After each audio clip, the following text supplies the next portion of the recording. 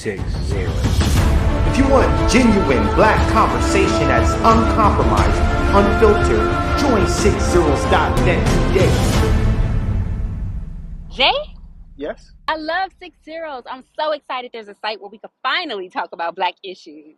When's the last time you posted? Well, the way my phone is set up. You're clearly not that excited about 60s. Have a great day.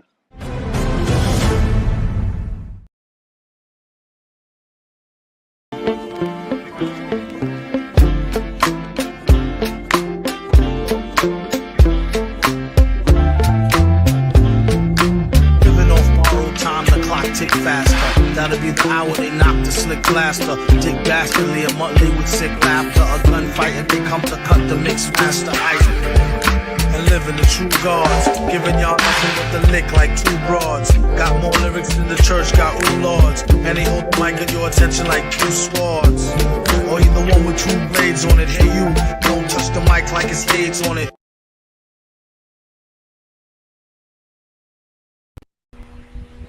All right, welcome once again to the beatzillapdx official show.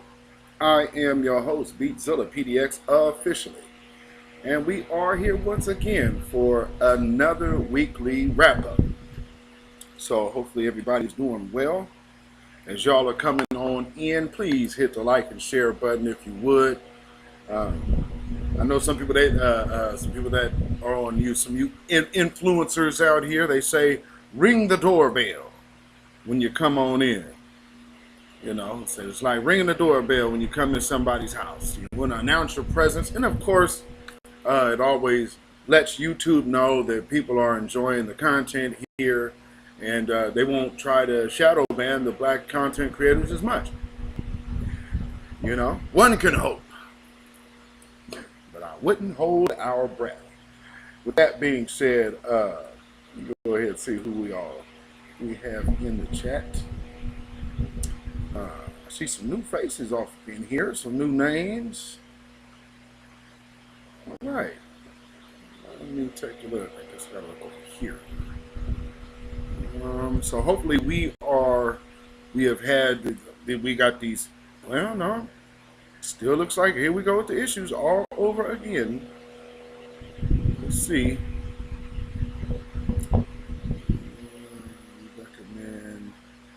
Healthy. Okay, so hopefully we don't have all of the same issues that we've been having. Supposedly, oh yeah, by the way, Restream actually did respond on Twitter about my issue the other day. So I told you I would be calling their name out in the algorithm. Oh, it worked. They showing up responded. I didn't tweet them. They retweeted me. Or they tweeted me. Afro Troop TV, One Who Cares, Judah Queen, Nikki the God, my chief moderator in the house, Shawana S, good evening, Phantom Beat, he's gay, what? It's like, okay, it's almost like telling us that, Luther was gay. Wow, big shocker. Brandon Cruz sings. Yes, indeed. Guess what? Tevin being gay still doesn't take away from his vocal abilities. Absolutely not. Hell, I mean, shoot, look at Rashawn Patterson, Tone/B Slade. He sings cats off the earth. Phantom Beat. Kid Gravity Beyond. What is going on, my brother? Amaria. RG Titan 901, Child of Light, welcome. Angelic Elena, hello. All right, Dark Skinned Brother, all right, Film Animation Art, I see it. So yes. So hopefully we haven't pixelated thus far, and everything seems to look okay. We'll see how this continues. But nonetheless, y'all see the title of the broadcast, Intersectionality, the enemy of the FBA family. And how I got here to this title is based off of who you see in the thumbnail. So as we know, we've had this Nigerian woman who was kind of talking. She was talking the Akata business, and then she had to backtrack it. So this is basically what we are talking about tonight. And if you look that on the right with her, if you notice the colors of her necklace, which loosely represent Africa colors because I guess they're somewhat blended in.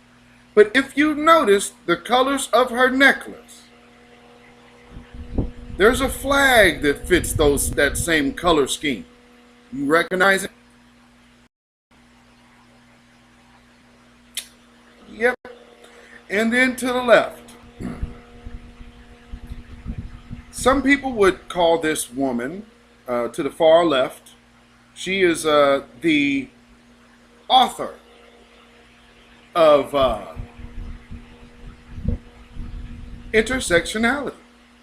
They call her the co-author of CRT, which I don't know why that is at all, but because she's really not. And now I know why I had to cut that part out of my video. If y'all remember, not too long ago, I actually played the video of CRT, the initial author of the course. Yes, indeed, RG. Yes, indeed. So, intersectionality. Now, this point, I had to dive into it because I needed to see something. TTU, I see it. Y'all all right? We are in the house. Because it dawned on me. Some of these other groups that are trying to co-opt or cosplay, as Tariq said earlier, Black America. Well, when I seen this Akata woman, it got me to thinking. There's a lot of Nigerians that have this real haughty attitude. Now, mind you, she actually apologized. But then later on, and if you look at another comment that she makes on a different post, she's still doubling down. So as far as me not understanding what the word Akata meant, and bull jive. You understand? Absolute garbage. She's lying. And now we know. We know she's lying. So, with that being said, let me get like that. Okay. So, where's the first video I want to play? Oh, you know what?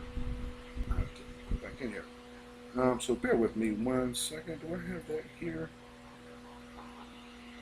Let's see if I got it. See, the one thing I do like about Restream that you cannot do in StreamYard is you cannot upload video directly, like upload the studio directly from my phone. First, okay. Like I said, it dawned on me that intersectionality doesn't just apply to the certain community. As we know, the academy. However, think of this, and I know a lot of people, hey, y'all be talking about welcome. Officially international. Zena J. Hey. See you in the house. Welcome. But yeah, so it's just like the CARICOM thing. So the Caribbean infiltration, where would be the place for the African infiltration?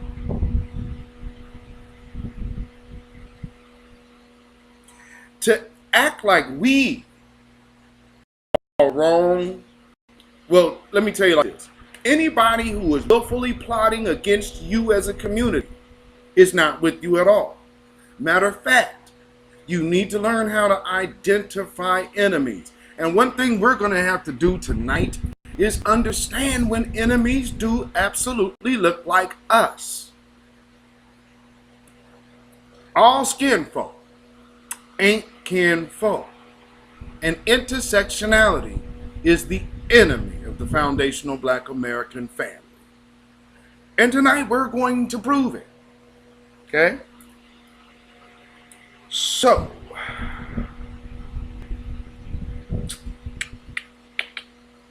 let's start here. Let's just start here.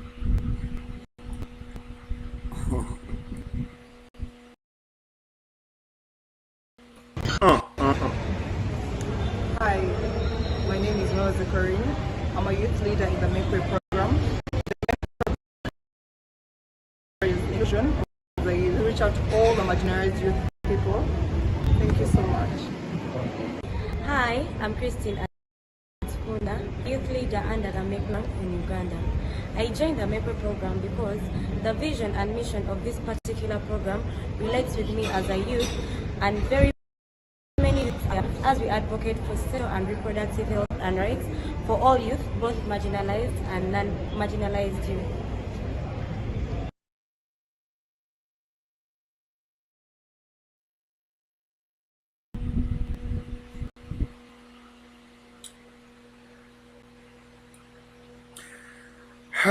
You can even tell when the lingo is scripted. I mean, the lingo is, she couldn't, marginalized communities. Wow. Huh. Okay.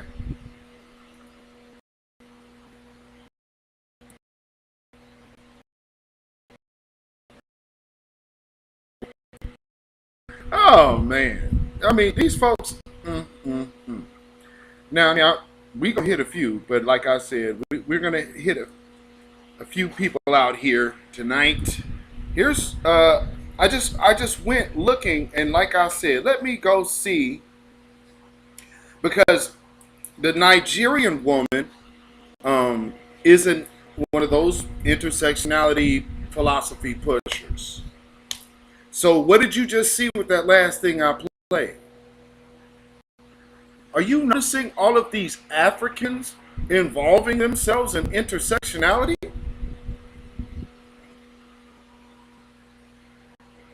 The one thing intersectionality leaves out are children and Black heterosexual men, i.e. the Black fathers. So intersectionality immediately excludes that. You understand? Not sure if everybody really understands what they're participating in when they get involved in these types of things. I would hope people would be a lot more mindful of what they would involve themselves in. But we have a lot of these Black feminists out there. Y'all gonna have to look at them just like you do the other people. Oh, there's more pixelating. There we go. Now, that's crazy. All right. Okay. Let's get this straight here. Lord. Hopefully the sound ain't choppy though. There we go.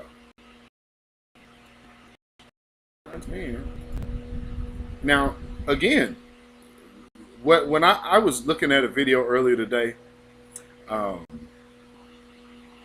it's like, oh yeah, well, you should restream. You need to get your stuff together. This is not a situation that is on my end. What's your bit rate? Actually, no. Oh, my bit rate's just fine. We checked all of that out. So, no. This is not that. You better do something about this quick, or StreamYard will be visited very soon. Because this kind of crap right here, Restream, get it together. It's not a computer issue. Come on, Restream. It's here. Lord. This don't make no damn sense. And I'm literally looking at something to say good connection. All right. Looks like we're back. Cool. Whack. Now, like I was saying, I was researching now these different people, and it's tied to Africa. Aesthetic is unoriginal, right? We're really talking to circle back to the unoriginality of it, but I think it's really interesting too about the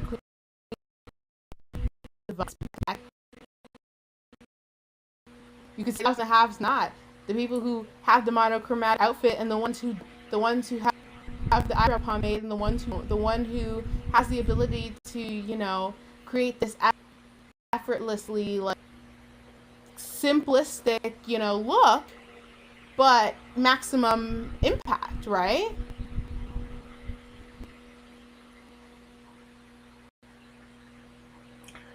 No, wrong.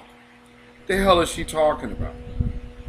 I mean, when you hear people try to explain intersectionality, because that again, what she was trying to attempt to do there, you just sound nuts. I mean, I've often tried to get people say, "Oh, you ain't ready for this conversation. You ain't ready." Okay, one simple. How does intersectionality affect black children and black fathers and families? Because you clearly are already focused on black women. Oh, gosh, I ain't got time to be explaining nothing to you. Okay, see, either you don't have time or now it is no longer in your best interest to actually address the truth of the situation. But nonetheless, I just like y'all to understand how they throw these different agendas on us. Y'all, they just put these different agendas on us like it's cool. Samuel Logan, yes indeed. So here, where am I going next?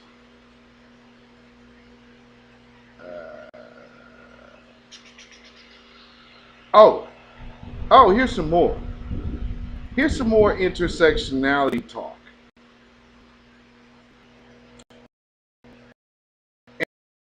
And I want you to notice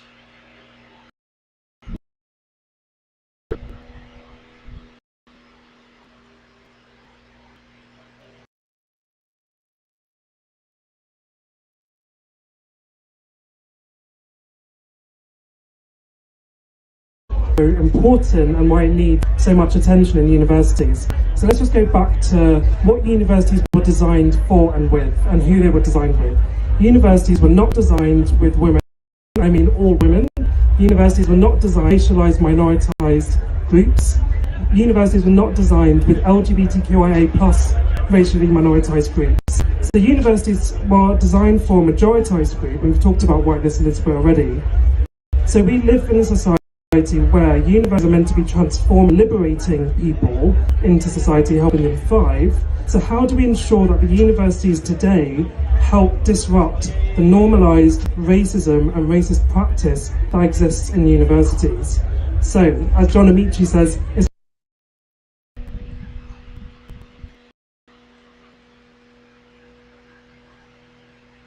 a cold little mess, isn't it? See how he just... Now, I believe it was Jason Black that on his show, what was it, Saturday? It might have been Sunday. But he actually went through one of these other people's papers or their bylines or whatnot.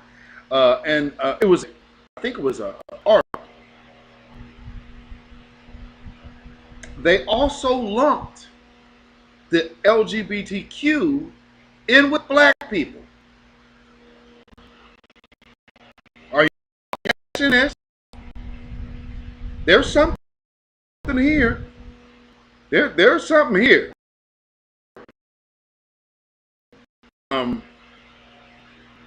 But look at that woman's shirt. Look at that woman's shirt. Where's that? No, let me get this.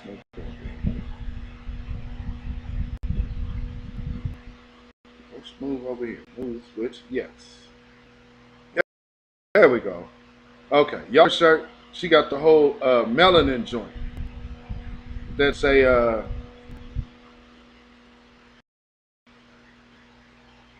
decolonized melanate. She looks Indian.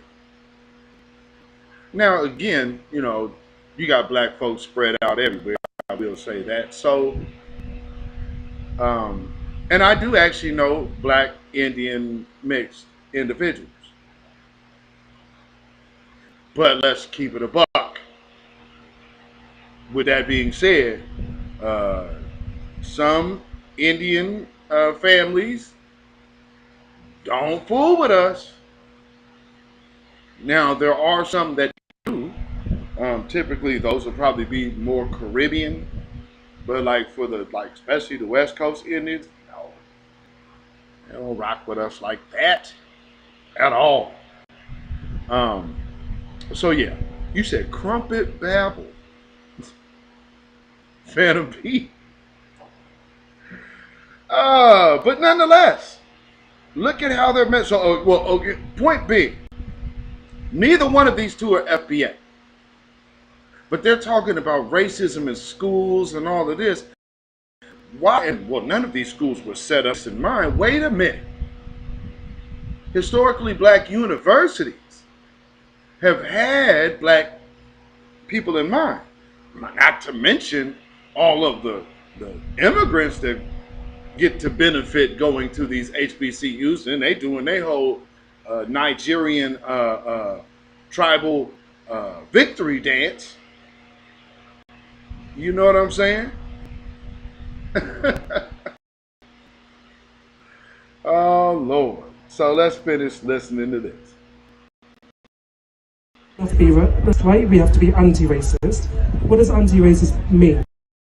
Anti-racism is a proactive to call out and call in racism to create learning opportunities for change. Being anti-racist is to be intersectional. When we're talking about intersectionality, we're talking about we're talking from the perspective of the black male scholar activists like Kimberly Crenshaw and Ann Davis, who helped us understand ways in which black female oppression can create change, and using stories can affect change as well. Woo! This has got to stop. This has absolutely got to stop. One thing I do not want is and no offense to anybody out there, but I have to keep it real. I don't need a non-procreating PC male to determine what racism looks like that I and my family and people of my extended family tree here have to face as foundational black Americans. That makes no sense. Look, intersectional it is literally an enemy. And then you're meshing to be, and what are they talking about? Anti-racism has to be intersection? No, the hell it does not. See, this is where we have a big, huge problem. Because for me, I'm going to tell you one thing. Y'all could get out here and talk about white men all you want to. I've been around the business. There is no such thing as a straight white man or gay white man. It is just a white man. And if you start getting into some of that culture, you would understand. Well, they do things we absolutely do not do. That's why you be seeing all of these people who spend so much time up under them being confused. because, you know, we don't take cues from that. We're going to be us first. Now, he shouldn't be speaking. Hell no. Hell no, to the queen. He sure shouldn't. He sure should not be speaking about nothing having to do with race. You are a whole PC man. What you mean? That makes no sense to me. But nonetheless, these are the things that we allow. But we're going to address this tonight because we got too much madness in our midst to let this just go on unchecked. So you had this woman out here calling people a cocker. This is, an educator. Are y'all noticing? I've been covering educators here for a little minute being problematic. And they have been extremely problematic. What's her name? Kiara, what's that woman's name? We done did her here. Kiara Taylor? Whatever that, the big-eyed, bug-eyed woman. Like I said, I had to change the title because I was initially going to say when the eyes tell the truth. Because you can see that she's loony. She ain't all there. She ain't bright in the head.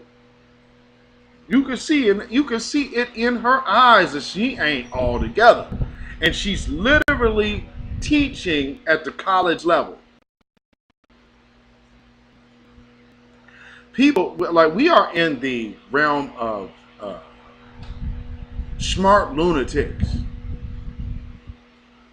Very intelligent lunatics. Okay, well, looks like we got back to the, okay, Restream, I see you. Now, if you can keep this up, hey, man, good. But, yeah, somebody got to stay about my shit. Tell me, it'll encode in the background just fine. StreamYard doesn't have this issue. So, thank you, Restream, for covering that. Thank you. Appreciate that. I don't understand paying something that's going to have me pixelated for half of my show. And as you know, there's a lot of us black content creators that are kind of out here for grabs for business. So don't let the new one come in here and knock both y'all off. And somebody going to be like, somebody sitting in the wings just like, look at all them glitches. Because you know, if one inch or one goes, all the rest of them finna dip. Get it together. So let me see. Wait, what is next here?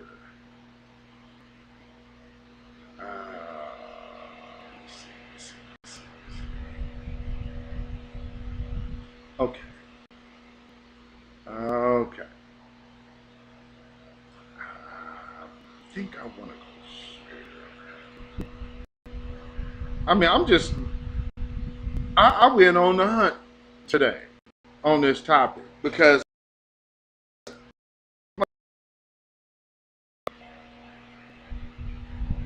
sure enough, fam, we don't owe nobody nothing. I can't stress that enough. If they ain't fooling with us, we ain't fooling with them.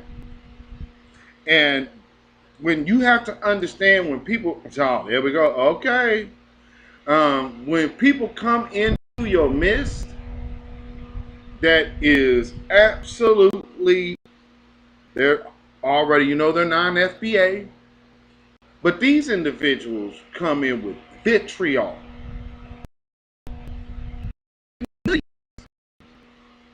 Off of our backs. There's nothing cool about that at all.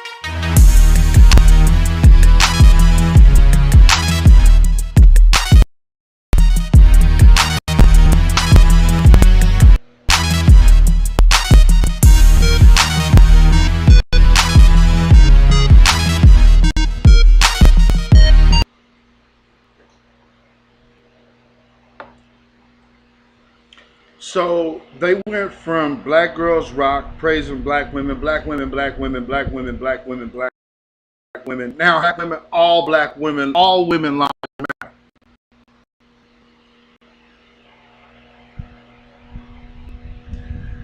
Now notice the timing of this. When you have foundation American women out here saying, hey, we are this and we are that. It is, and as you see, they got a ton of black women in there, right? Of course, a lot of immigrants. Y'all seeing something? Are y'all seeing what we're seeing? Rahami Bey, I see ya. Tyrone Simpson, Tetherville, USA.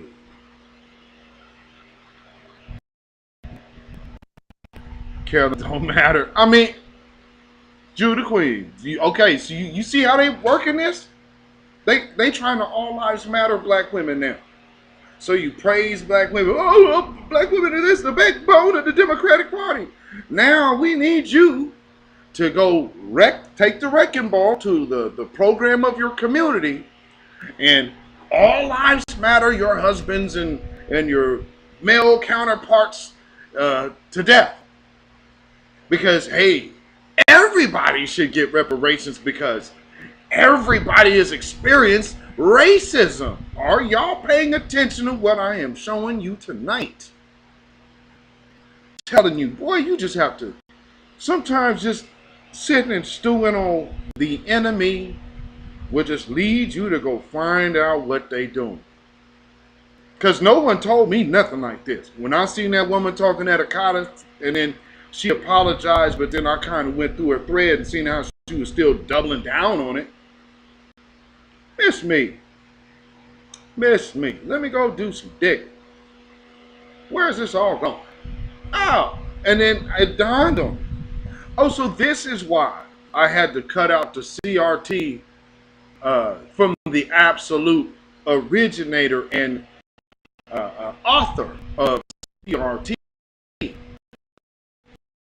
Me do that.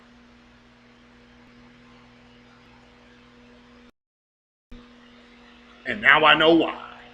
Because they call this woman the co-author of CRT. It's like that video I showed, it was like from 1982. The hell is she talking about? So, yeah. So, without further ado, and I'm going to have to, there's going to be something for some to see. Just really, we want to be real about the fact it affects the future of the children.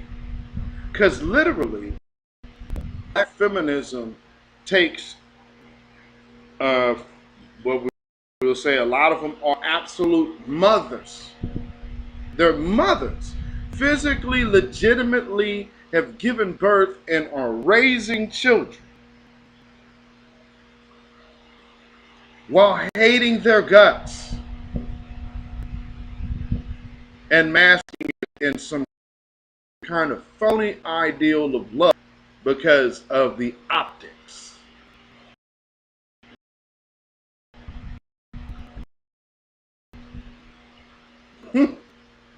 So, without further ado, here is Kimberly Crenshaw, the bought and paid for Democratic demonic shield. Because notice how they always keep bringing up Angela Davis. Always be mindful when they start talking about Angela Davis. They also like Bayard Rustin.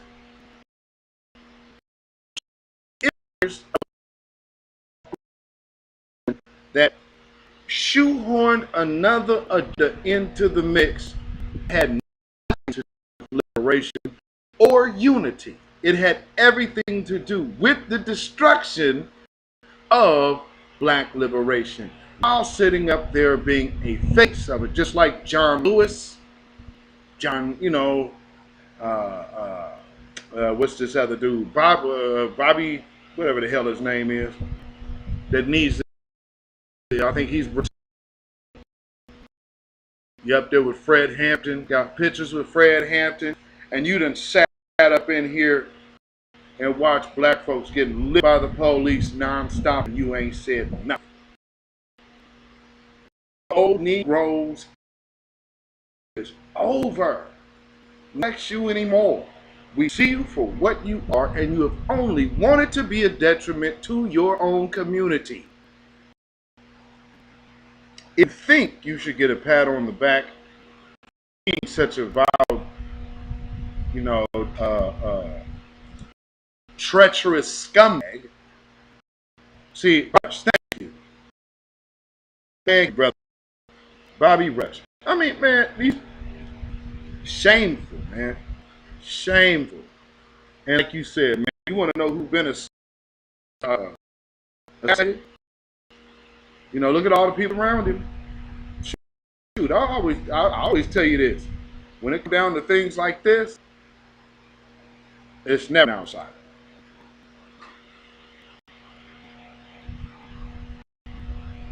With the 100th anniversary of the 19th Amendment, we have an opportunity to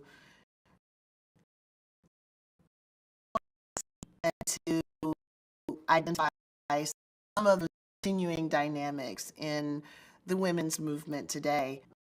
How do we commit it while at the same time acknowledging the fact that for Black women, their right to vote wasn't affirmed in the 1960s in many places across the United States. So this is a moment of making feminism a project that all of us can share. If this is possible, it will come about by people like Stacey Abrams, convincing voting rights, really affirming voting rights, is affirming what American democracy is about. Actually rising above the tribalism that has people running to support someone who's driving us off the cliff, and instead trying to recover what is great about this place and what's necessary to sustain. Did you catch that little shot there?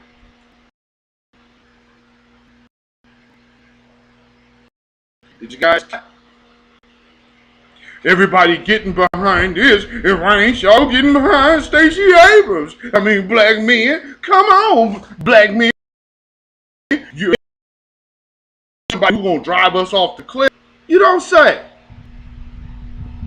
All of a sudden, a black gay man don't cut, and fit of intersectionality? Well, I thought you was all supportive of the rainbow. Right? And creator intersectionality. First opportunity you have to praise a gay black man, you not at it. To promote Stacey Abrams, who absolutely hates black men. So I just want y'all to understand it ain't got nothing to do with nothing, because it's all about black man hate. I mean, she over here talking about what? See, Stacey Abrams, family, they hate black men so much that they can't even talk to us nice. Just vote for Stacey. Hell.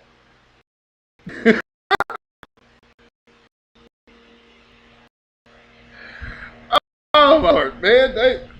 You talk about, man? They have absolutely zero respect for us, man.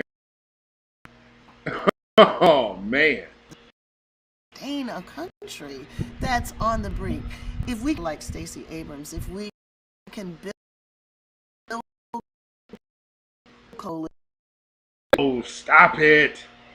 Did she really just invoke Stacey Abrams? But American democracy. So actually rising above the tribalism that has off the cliff, and you dirtbag.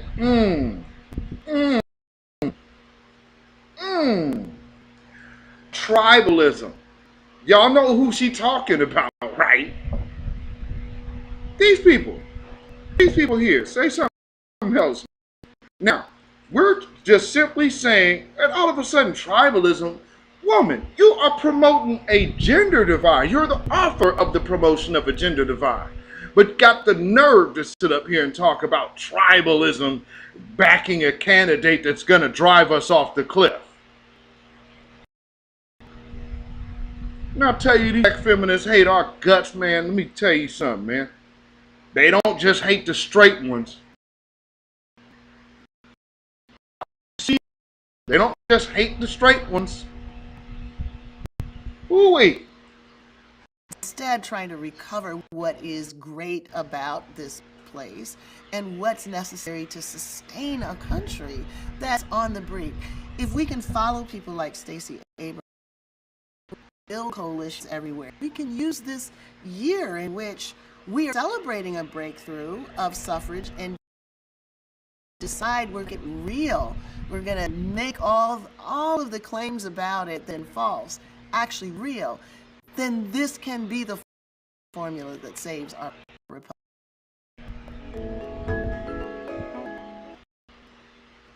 Intersectionality will save the world, ladies and gentlemen. Because you know what? We are getting rid of those dirty, low-down, trifling black men.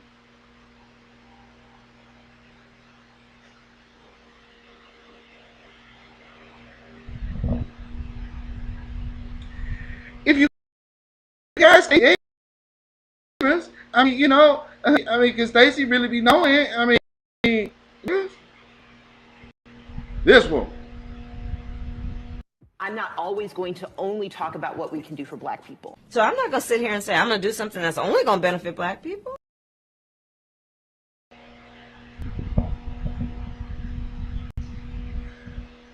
We want a pattern. So we're talking about black women's rights. But you talk about Stacey Abrams.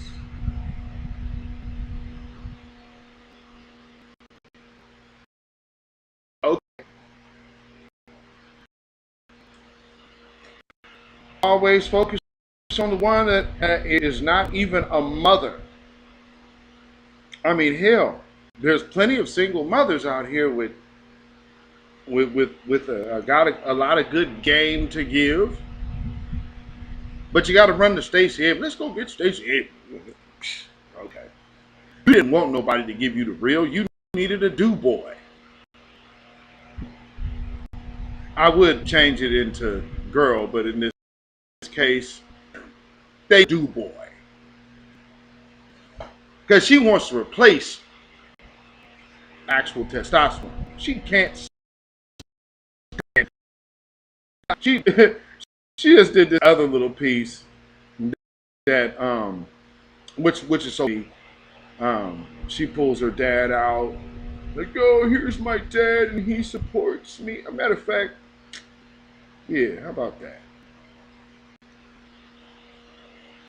Stacey Abrams, we should be more like Stacey Abrams, who shot a whole commercial about black men, and then she recognized the video. She was actually never in the same room with those black men. This woman can't stand.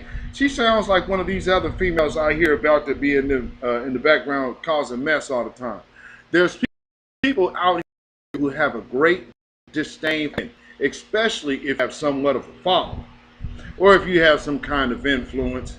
You know, what Prince says, sometimes it snows in April. So, with that being said, Stacey Abrams, ladies and gentlemen. The first feminist is air. My father told me three things. He said, one, never tell yourself no, nobody else do it. And that is why I had the audacity to stand to be the first black woman to be governor of. Get Stacey Abrams. Remember what happened at the last election? I lost by 54,720 votes, if anybody's counting. I might have memorized that number. We've got work to do here, but we can do that work. People don't trust that politicians are going to do what they say. I don't hedge. I'm going to tell you what I can do and what I can't do. Trust wins. I need you all to say that you trust me and then to share that sense of trust with others. If black men vote for me, I win this election.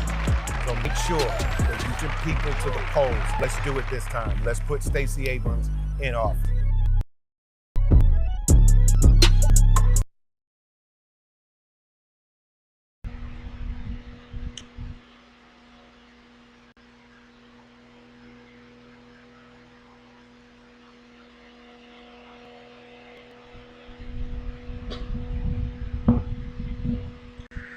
All that talking she did, don't you think you probably should have had your father at least speak?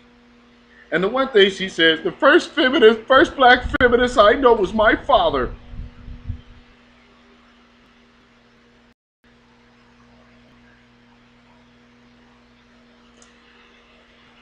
These people hate black men. Even right there. She's actually saying some crazy shit like it's a compliment. No, that's an insult to your damn daddy. He's the first black feminist you know? No, he's the first good father you know because he raised you to be, to have some understanding about yourself. That's just being a good dad. They'll make him a feminist, but see, you say, my dad, feminist, so you immediately turn it. The hell out of here. That looks like, you know how you have the packaged processed fake meat. Hopefully none of y'all are fooling with that. You know, if you're eating vegan or vegetarian, do it raw, or your own thing. But by all means, don't buy processed vegan food. You're just going from one bad source to the next. But that's what that's like. And that's how I see Stacey Abrams. Like Stacey Abrams is like processed vegan food. It ain't good for you. It's just as bad as the other. But I guess so many people have gotten their minds wrapped around that lesser of two evils that it has came back at them in the tail. More so than anybody could ever have warned them about. But let's be clear.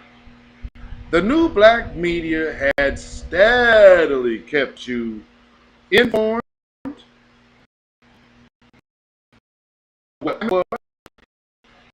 That's why you have situations like this. Beyond Burger. Yeah, don't touch that. Don't touch that, Judah Queen. Oh, you mean Schmeat, Phantom Pete? Man, don't you touch that stuff. That stuff is just as dangerous as all that other stuff. Hey, TJ. TJ's in the house. All right, I think I saw somebody else though. Okay. Yeah, so oh yeah, real quick before I move on, shout out to Black Shark. Great Black Shark. He's space about black men conflict resolution. I mean, it was. I was listening to the space until I started this broadcast.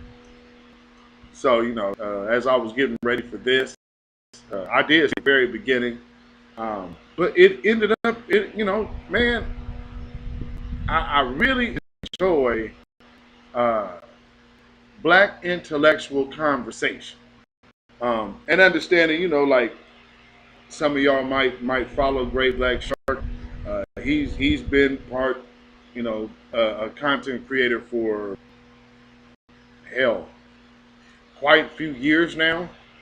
And then he took a little hiatus, so he's kind of able to hold down some spaces. So yeah, go follow Black Shark if you have not, on Twitter and YouTube, because that was a really dope run. Yeah, shout out to Great Black Shark, man.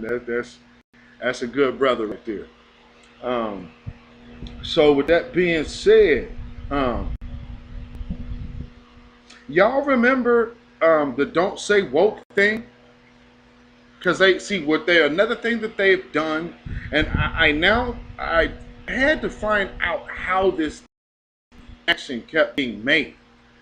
So, okay, Kimberly Crenshaw, who is the Intersectionality, they call her the co-author, wrongfully so, I believe, of CRT. But she's kind of the newer person that's pushing. Yes, indeed. So, you know, with the way that they were presenting CRT, it's about history, American history, the things done to us, atrocities, whatnot. That's not taught to children, of course. However, the studies thing is something that they're trying to mesh in there. Now, that is something that in a lot of schools is already implemented. They're just trying to push it even further. I saw from Torian Rain Reloaded's live earlier that woman that I played y'all, um, that was talking about maps or whatever, comes out, turns the fire. So, bean burgers are fire, TJ. Well, see, again, like Queen Amadai Shakur, she makes I think it's a bean and mushroom burger patty. Says, but you know, like I'm saying, if you're going to do something like that, yeah, go that route. Like make your own.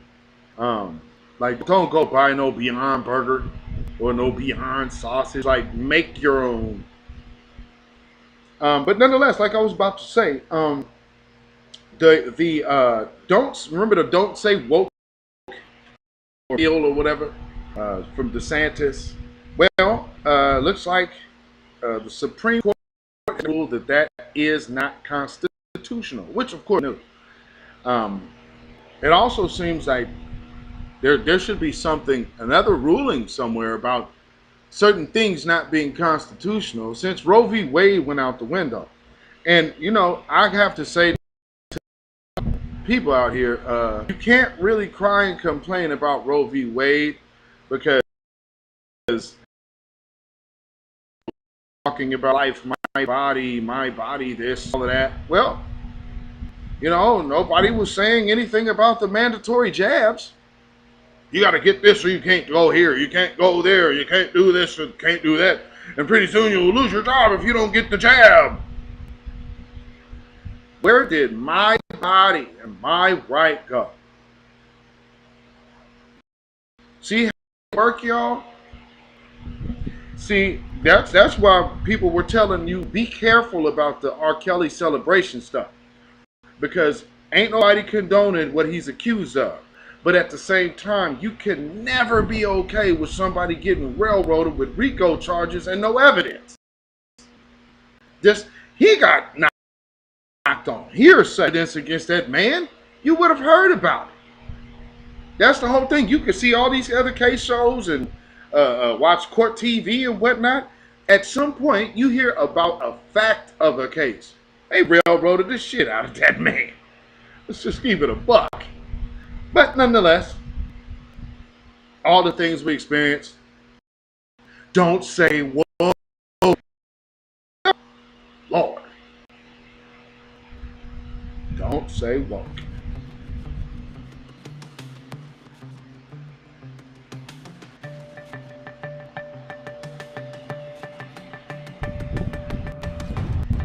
Why is that not?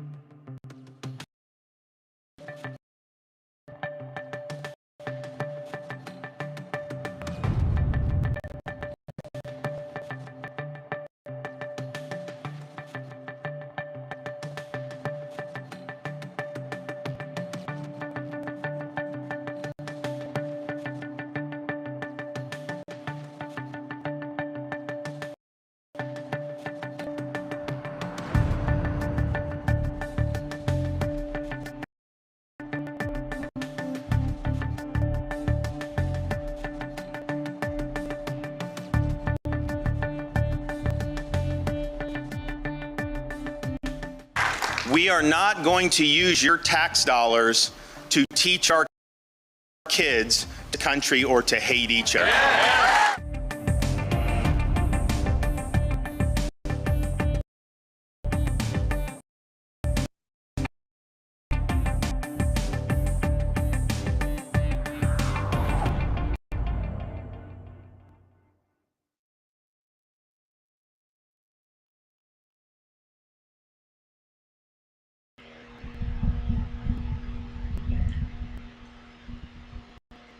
So, that was just a big waste of time. But, you know, what they did do was make sure to make a stink of it. You know what I'm saying? And I think that was the point. And here's the thing with the Democrats. With our issues, they be like, well, nobody is going for it, so we just ain't going to do it. That's not how this works. You put something on the floor to make sure at least there's some eyes here. You have to acknowledge this agenda. Well,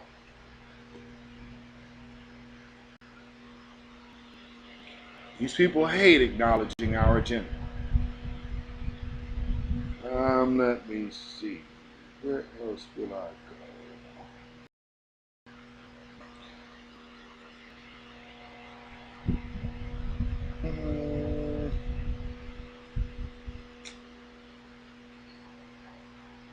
Okay. Let's go.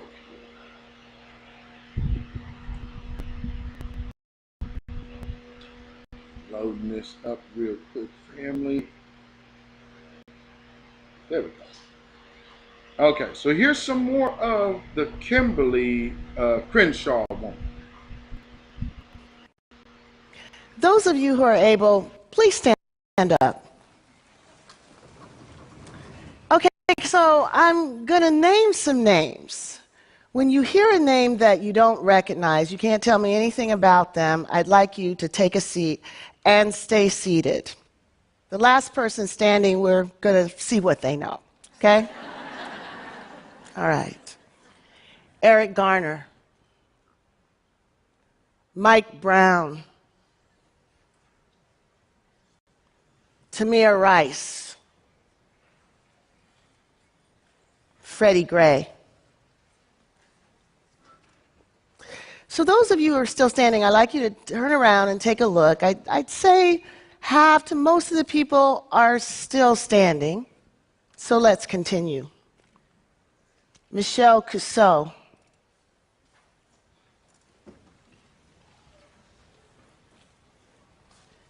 Tanisha Anderson. Ara Russer. Megan Hockaday. So if we look around again, there are about 4 people still standing. And actually, I'm not going to put you on the spot. I just say that to encourage transparency, so you can be seated. So those of you who recognize the first group of names know that these were African Americans who've been killed by the police over the last 2.5 years. What you may not know is that the other list is also African Americans who have been killed within the last 2 years. Only one thing distinguishes the names that you know from the names that you don't know: gender. So let me first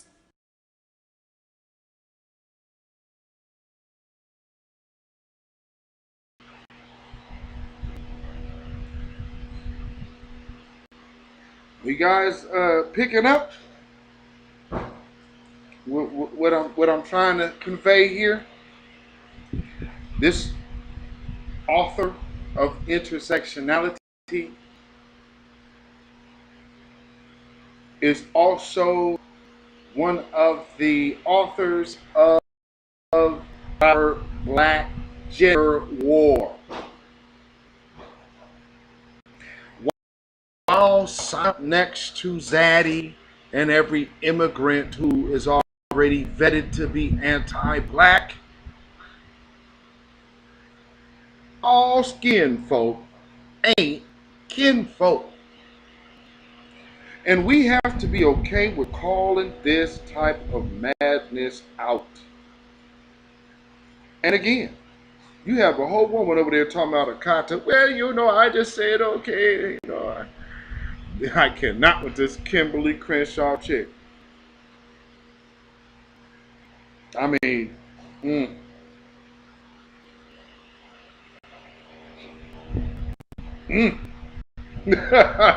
know, Lord.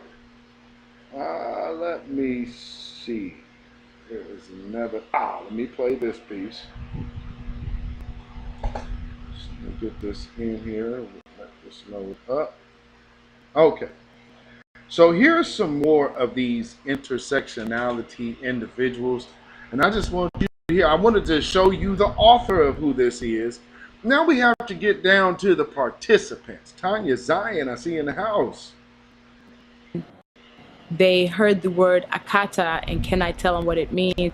So the word akata is what a lot of West Africans, Nigerians, Ghanaians use to describe African Americans, or to just refer to African Americans. And at its base, it actually means wild animal. They just think it means black person in the US. They don't realize it means wild animal. Is the word akata derogatory? So akata is a word that is used by West Africans to talk about African Americans. The etymology of it basically means like a bush animal. Even thinking about high school essays that I won like 2 major essay contests in high school, writing an essay on whether people should receive reparations. And my stance was, no, you didn't do that. Why do you get reparations?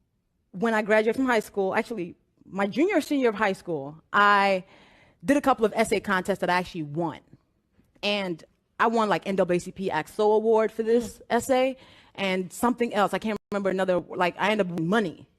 And the essay was, do you think black people should get reparations? And I was like, no, you didn't work for it. And I won awards. Like, people were like, yes, great point.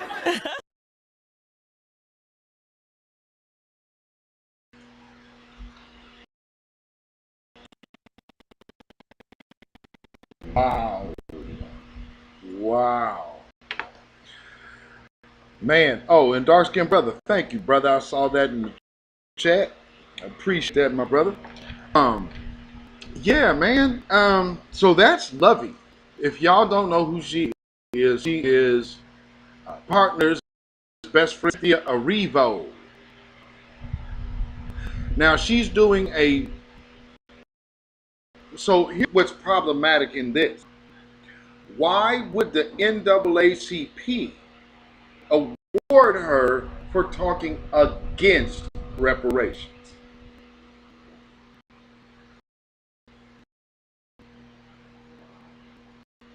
They're a group that's there for us, and they hold this big cloudy title of Boule Bootlicks. And didn't Roland Martin say something about them? Y'all can call me Boule if you want to. I mean, but I mean, shoot, who you mean with?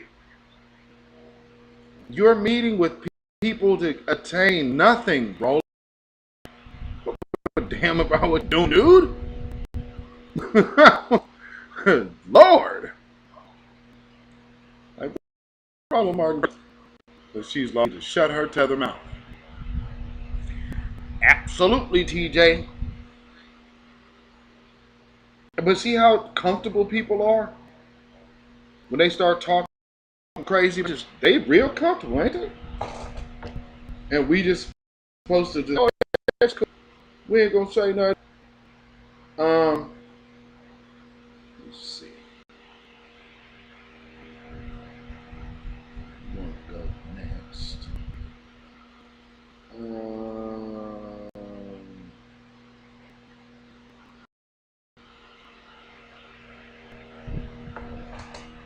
Bear with me 1 second, family. I'm trying to find this video.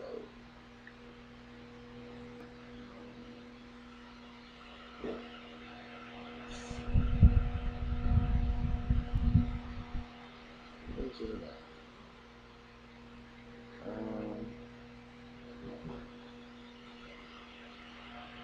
You know how you, oh, is this it? Okay, I think I might have it here. Hold on. Let me see. Oh, I do have it. Okay.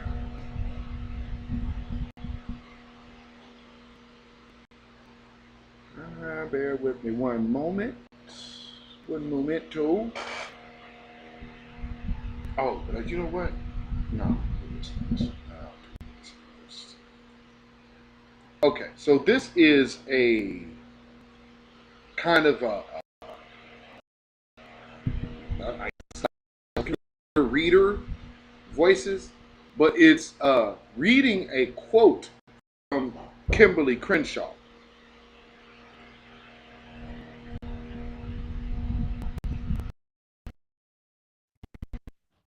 Intersectionality and the spatiality of emotions in search.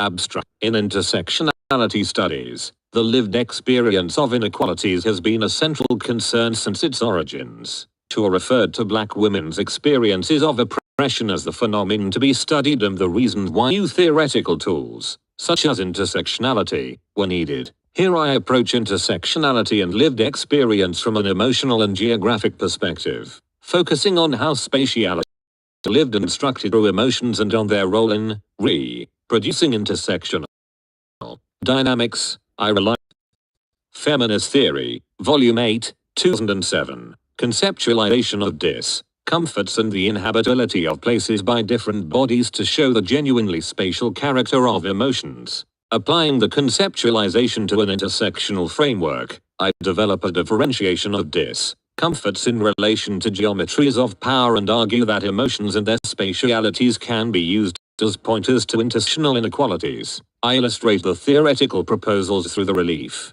maps as a tool for selection, analysis, and visualization of the social, geographic, and emotional dimensions of intersectional inequalities and reflect on how feminist research methods could consider emotions for studying intersectional dynamics. 不平等始终是交叉性研究的核心问题。 Okay, yeah, we'll take a pass on that translation. No shades. Anyone speaks that. I sounded like Mandarin. But nonetheless, look at all the things that she's pushing. And then they, of course, give her money. And then look at all the people who have came up under her.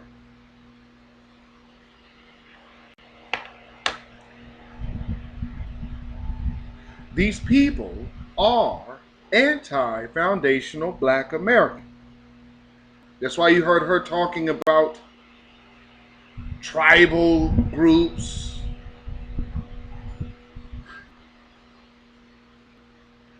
getting behind a candidate that wants to drive us off a cliff.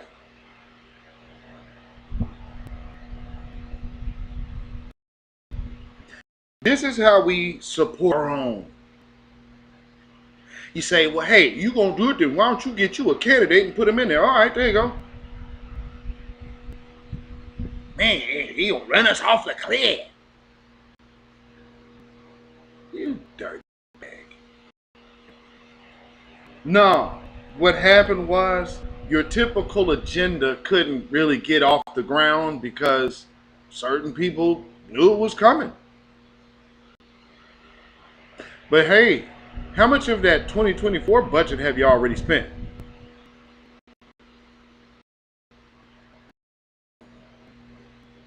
This is the most important midterm ever.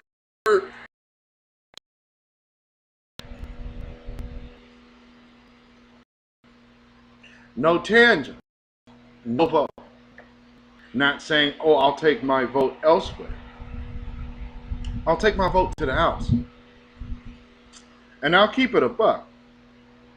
Like I've told y'all before, Last presidential election that I voted in was for John Kerry.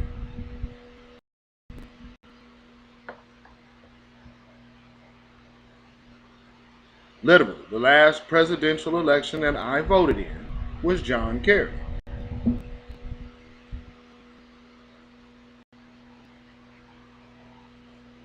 Well, this is weird. Okay.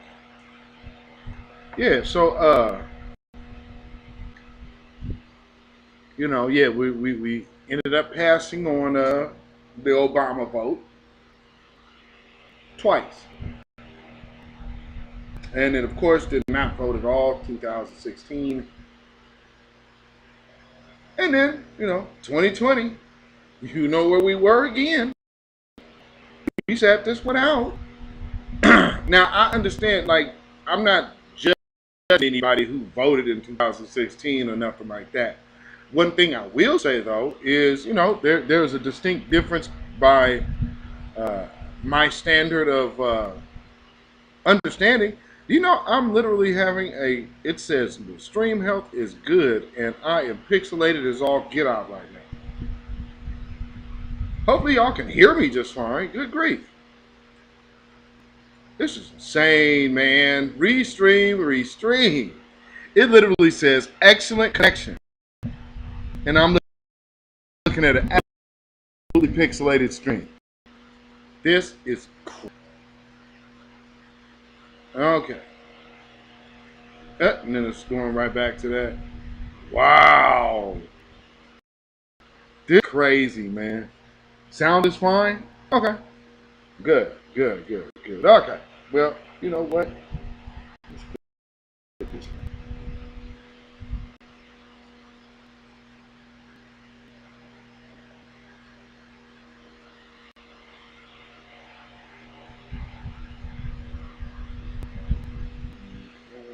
Did it?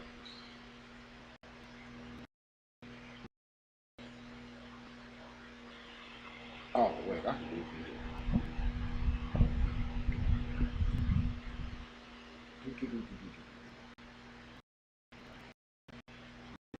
it. Wait. Now, speaking of the Democrats and black feminism, damn, yeah, we're going to have to hit that too. Let me see. Where do I want to go first?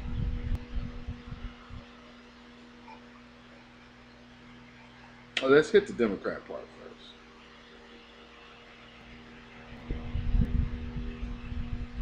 Because remember, intersectionality has been upon us from the Democrats. But you look like a digital abstract painting, TJ. Oh man, you talk about it. It literally is excellent. I'm looking at it. It's an excellent connection, but obviously not.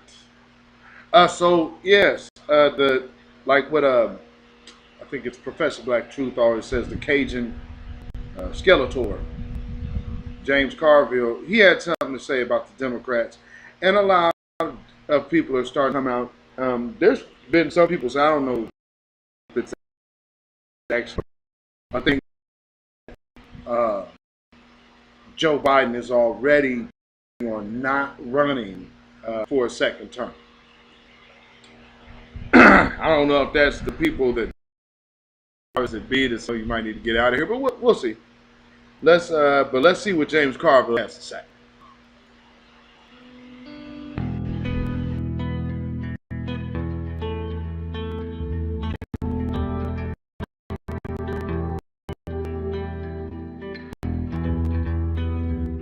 The problem is less semantics. The former governor of Georgia said famously, the problem he has is they got really stupid people that vote in their primaries. And when you have that, you're going to get really stupid people demand to have really stupid leaders. And that's where the Republican Party is now. That's why if you go look at it, it's not, you know, not all of it. There's obviously some very high quality, you know, smart, patriotic Republicans, not in the majority.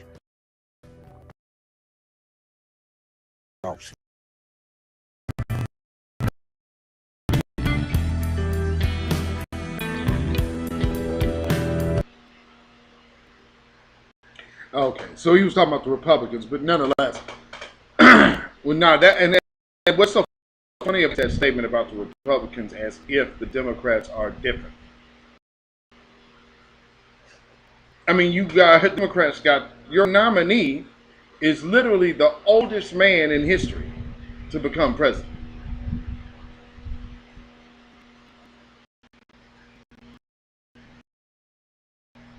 A dude who could barely, who some videos, you know, which may be theory or conspiracy, who knows? I can't really say. I don't know. One thing I can say is I've seen some videos saying that Joe Biden was actually dead and died in the hospital. Guess that's neither here nor there.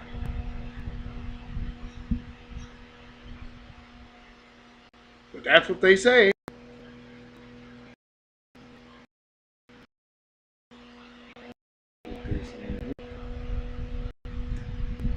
Okay. Now, to the, I guess, feminism part of intersectionality. Because a lot of these, you know, some of these people that have done intersectionality, especially here locally, and, you know, it's grand failure to the Black community, and it has not helped aid anything of our community whatsoever. So, with that being said, some of these people call themselves clinicians.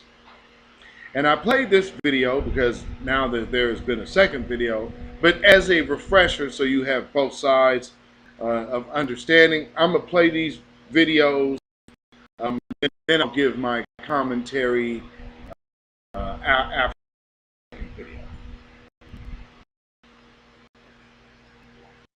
Say you need to expand your vocabulary. Don't you want to be able to date with your bitch? I think yes, right? Long gone are the days where you can just shut down. Bitches not tolerating that. Like, it used to be where men provided financially or with schmeat, and bitches can make their own self come and we can pay for our own shit. So I'm gonna need y'all to catch up on the emotional part. If a bitch is telling you, I need you to communicate more, open your fucking mouth. But you know what I realized? And let me back up. A common misconception about me as a clinician is that 90% of my clientele have been men. Black men specifically. And what we specifically work on is expanding their emotional vocabulary, because a lot of y'all motherfuckers don't even have the words to express how you're feeling. So when you expand your vocabulary and knowledge of what you are experiencing, because y'all are human beings who experience feelings and emotions and don't have to choke that shit down no more. Y'all ain't had to choke that shit down 2016. Anyway, if y'all are not in therapy, expanding your emotional vocabulary, your life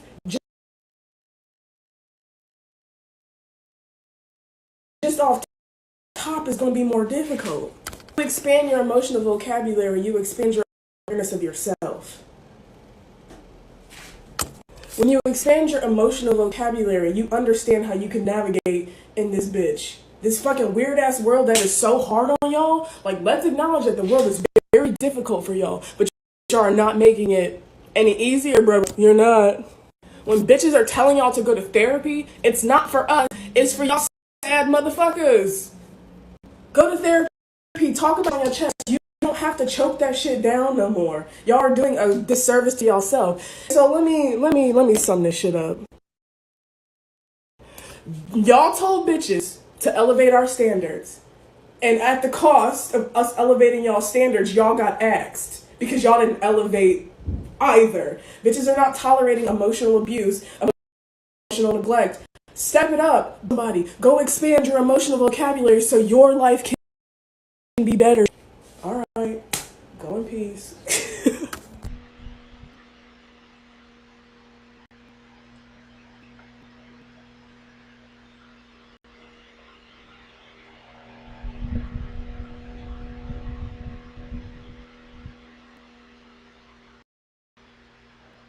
That is like straight up Tierra Mac.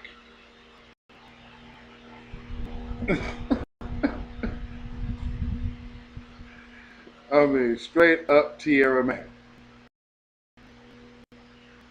I mean, the same type of, like, it's literally like the same type of attitude. Is it me, or do you get the same vibes from this woman? Like, she literally reminds me of the Tierra Mac woman. Then the second video popped up, and it's like, oh, you absolutely remind me of Tierra Mac. It's like, what is this? So there must be something to this behavior. What's up?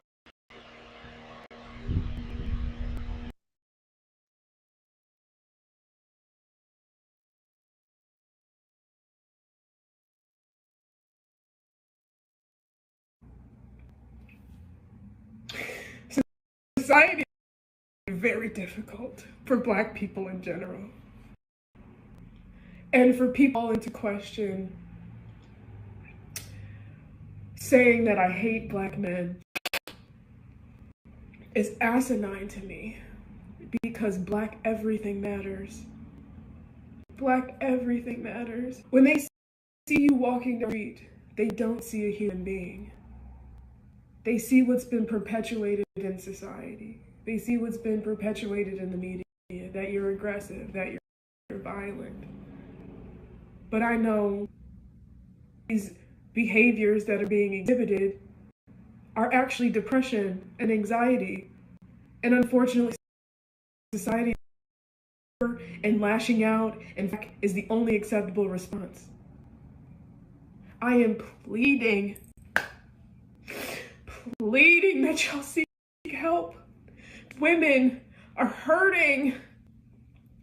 We want you to be better. But I'm getting attacked. People are calling my employment, asking that I get fired because I want you guys to be better. Again, like I said, I apologize for my delivery. This is a little spicy sometimes. But just know that my anger and my frustration and my passion is coming from a place of needing. I need y'all to heal. I don't need it. Society needs it. You need it. Have enough pride about yourself to do better. I understand I might not be the clinician for everyone, but I'm damn good at my job. I understand I might not be the clinician for anybody, but I've sparked a conversation. I've shook the table. If the words that I'm saying are resonating with you, please go talk to somebody. If there's a gap, fill that gap.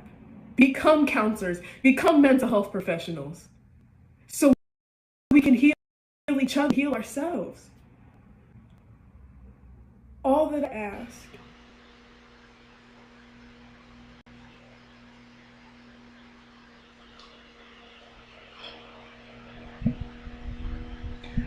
Tierra Mac 2.0. Missing the point for 1,000.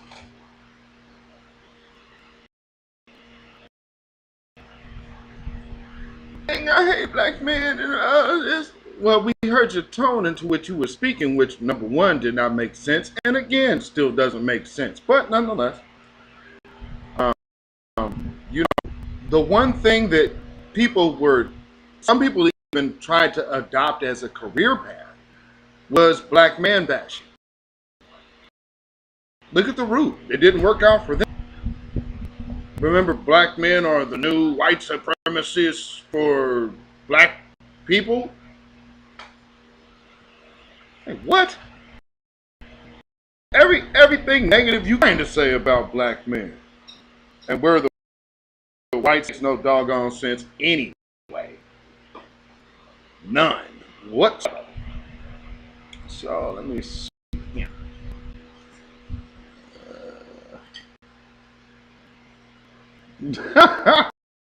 Yes. Yeah, like Cat, that is absolutely what she's saying. Just trying to.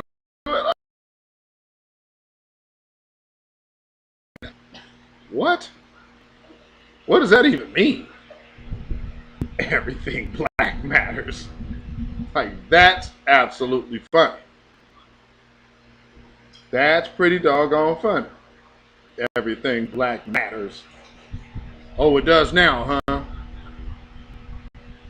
Yeah. That wasn't how it was sounding.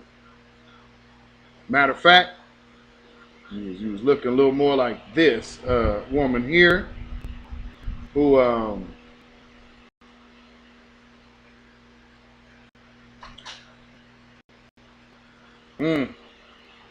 don't know.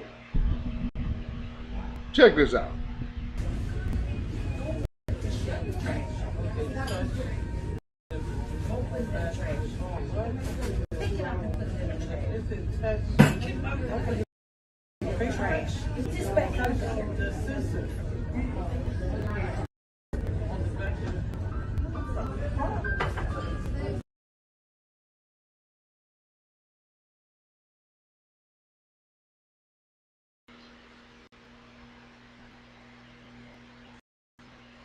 Interesting thing about that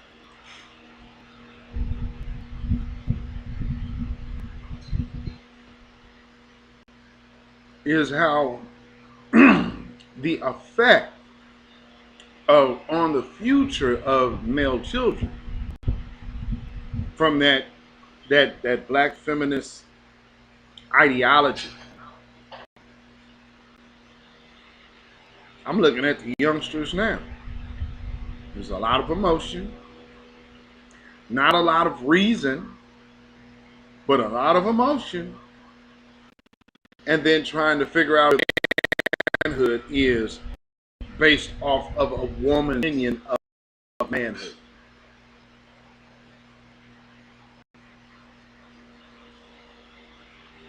And so I think people kind of read into what Jason Black has said before, how your woman defines you, which is true.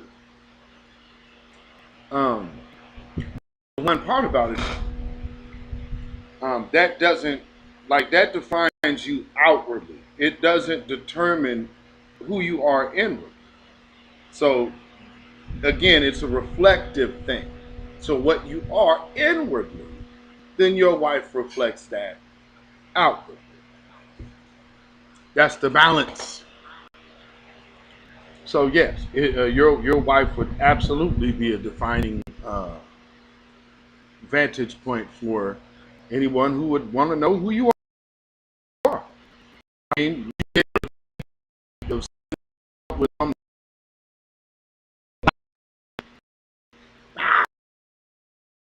you even think? Could you even picture me?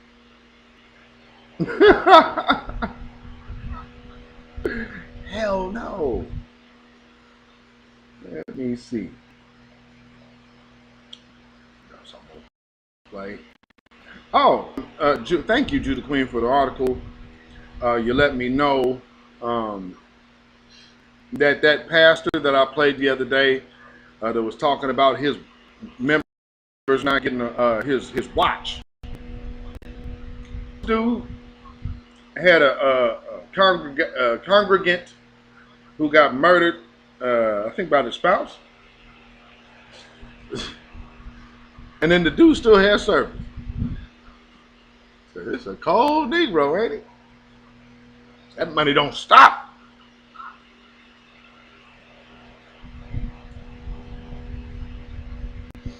Okay, where do I need to go here?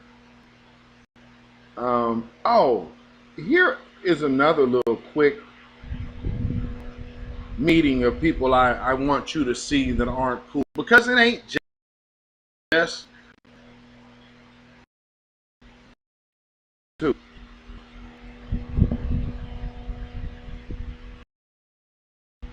That's a great question. But it is a great question. I'm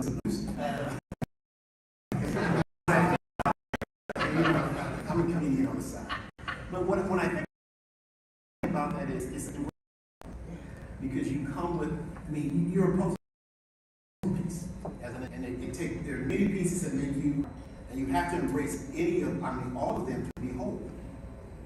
There's nothing you can section off about yourself that's going to make you a whole person feel good about who you are. So when I think about intersectionality, it's all the things that make us who we are and the brilliance of who we are. When you talk about Black excellence, and I do want to tap on that a little bit, and the good brother on the end said it's going to be defined differently by you ask, because it's an individual thing. It's a state of being, a state of being. I always start my talk with this quote that says, you must have an open mind, because my parachutes, they don't work unless you open them, right? So you have to be open-minded about Black excellence. My path to success is not going to be yours.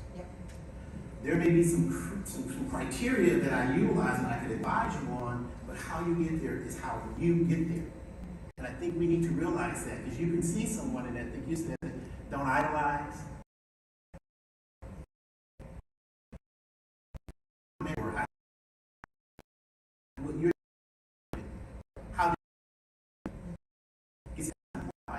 How are you?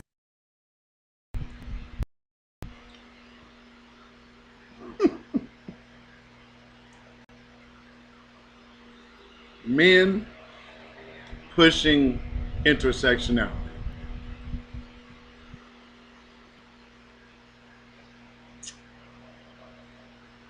Well, I don't know. I guess.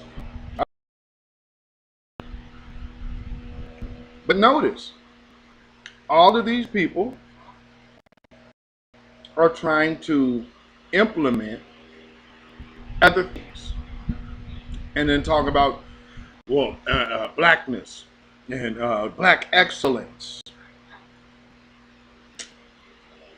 You don't say.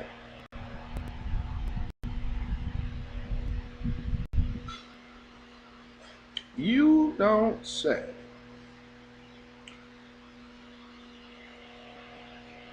So I'm gonna play this next piece, which should probably tie in the point. Because I'm sitting up here looking at all of these different elements, like, well, wait a minute. Funny how all of these are talking the same.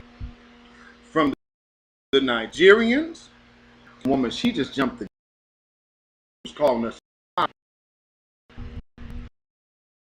See all those Africans. They was over there. Yes, for the marginalized groups. What? Really now? Okay. So as this is loading up into the studio, okay, so a quick revisit, because now we have to. So check this out, because again, it all comes full circle. And peep the lingo.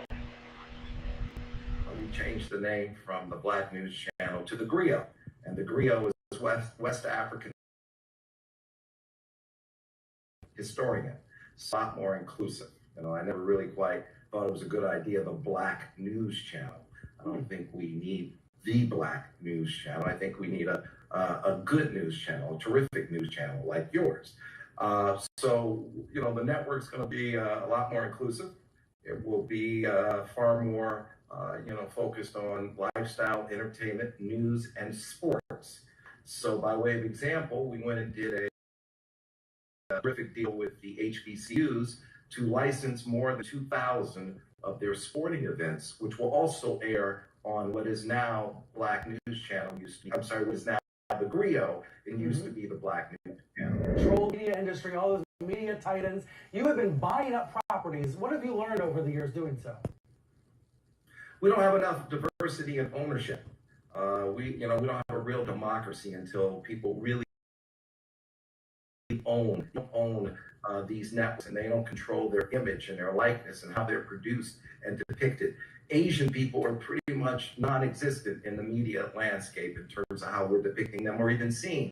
A lot of the Spanish language networks are owned by people who don't even speak Spanish and don't own their networks as African Americans. We need to own our networks, control the narrative, control how we're created and seen around the world. And until all of our voices are heard, then we don't really have a true democracy.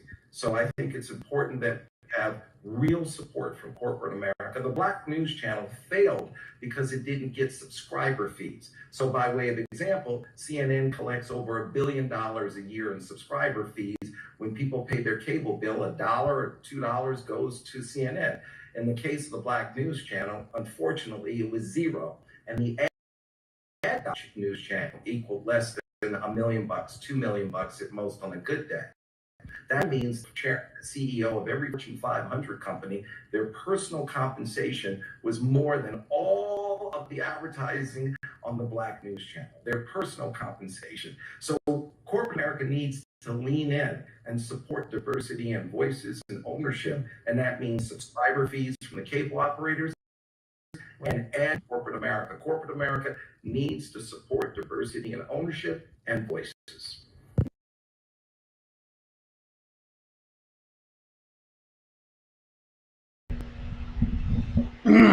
And just like that, ladies and gentlemen, the intersectionality pivot has happened.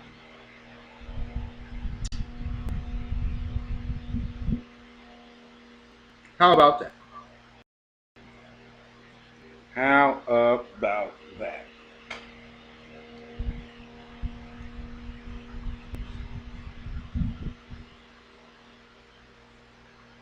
So there is an agenda. There is a major agenda.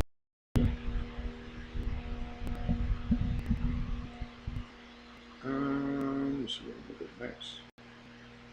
And so part of that agenda allows people to believe. I don't know what's on there. There you go. Believe that disrespect to us is just like, it's okay. You shouldn't have a problem with being disrespected. What is your problem? Now, no shade at the good sis. However, Akata need to quit with these assumptions that their blackness is the only. I mean, come on, really? The only one alive in America.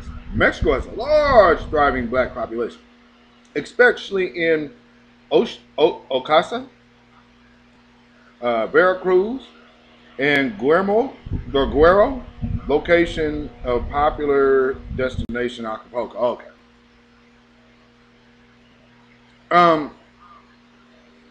Those are Afro-Mexicans. Yes, indeed.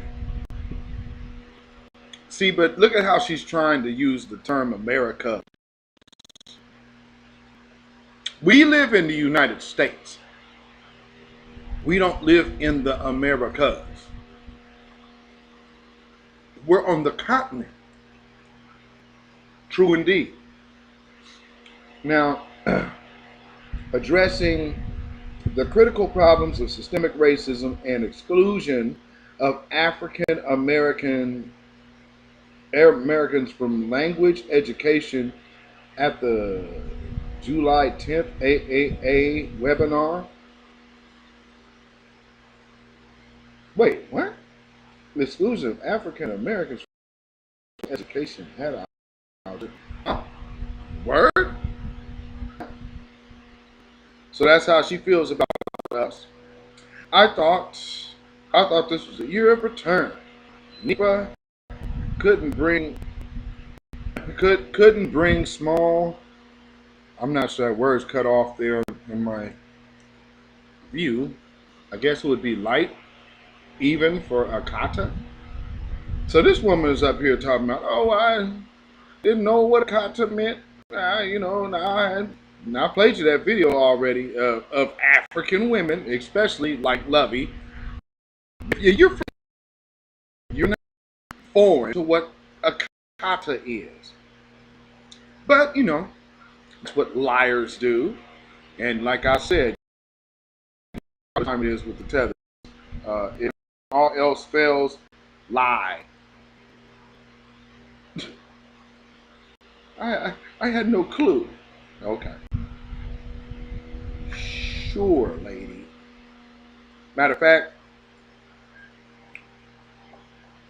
take a walk down memory lane. My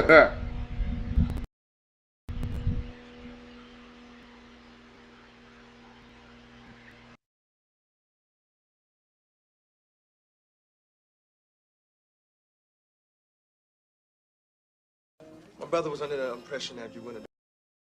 Maybe we can have a seat, have a drink, maybe sit down, have a nice little diatribe. So we can work. It won't work. We can't work with Akata. Akata. Where's this Akata shit? Like American? Oh shit. Cotton picker.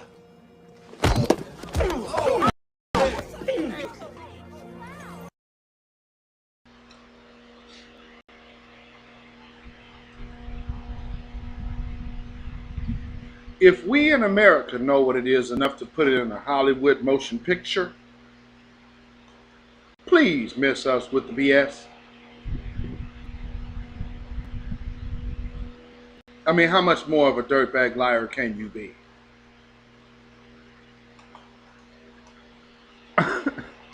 Oh, I just thought, I didn't know use it in a derogatory way. Oh no! Statement regarding my past use of the word akata. First, I apologize for the hurt I caused. It is reality. And impact outweighs intent. So although I did not use the word with any intent to slur African Americans, this is what I ultimately did.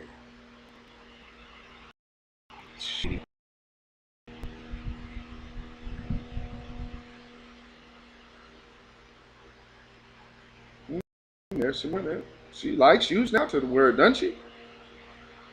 Yeah, you see how much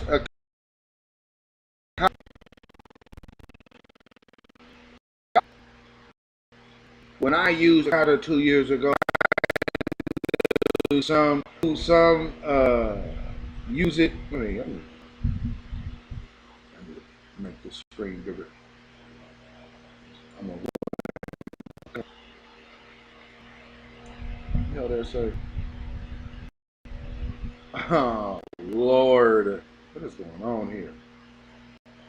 Okay. Ooh wait, what? Reach me, get it together. Okay, so starting at the top, Akata is a Yoruba word. I don't speak Yoruba, so I don't know its literal meaning. Quote, wild animal until 2 years ago. BS. BS. I'm calling total crap. I knew some of us, some use it as a slur for descendants of the enslaved, which I am. No, they use it for the enslaved American black people, the foundational black Americans. See how she's trying to use the slick wording now? Because now they're being very careful not to disturb their connection to blackness. Hey, y'all noticing that?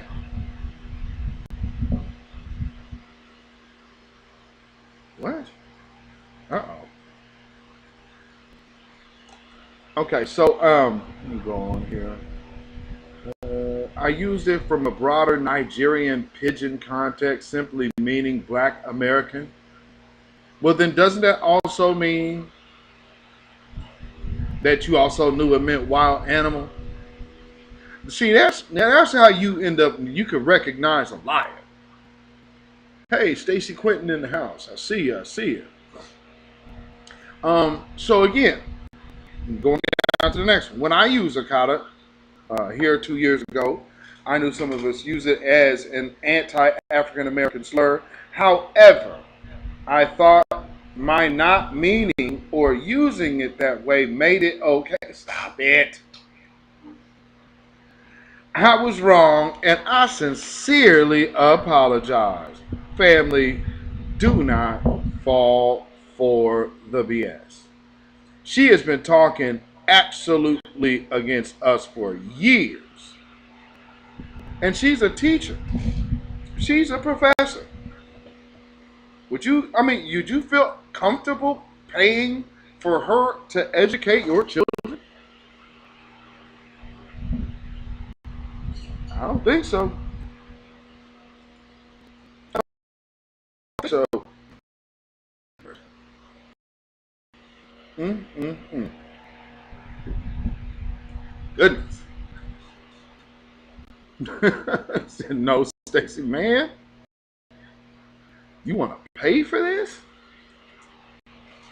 So let me see what I got here.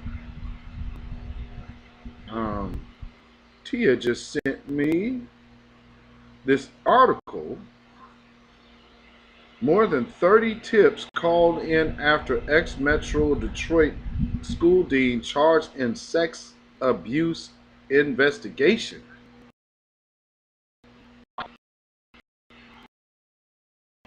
In let's see, what is this? Southfield, Michigan.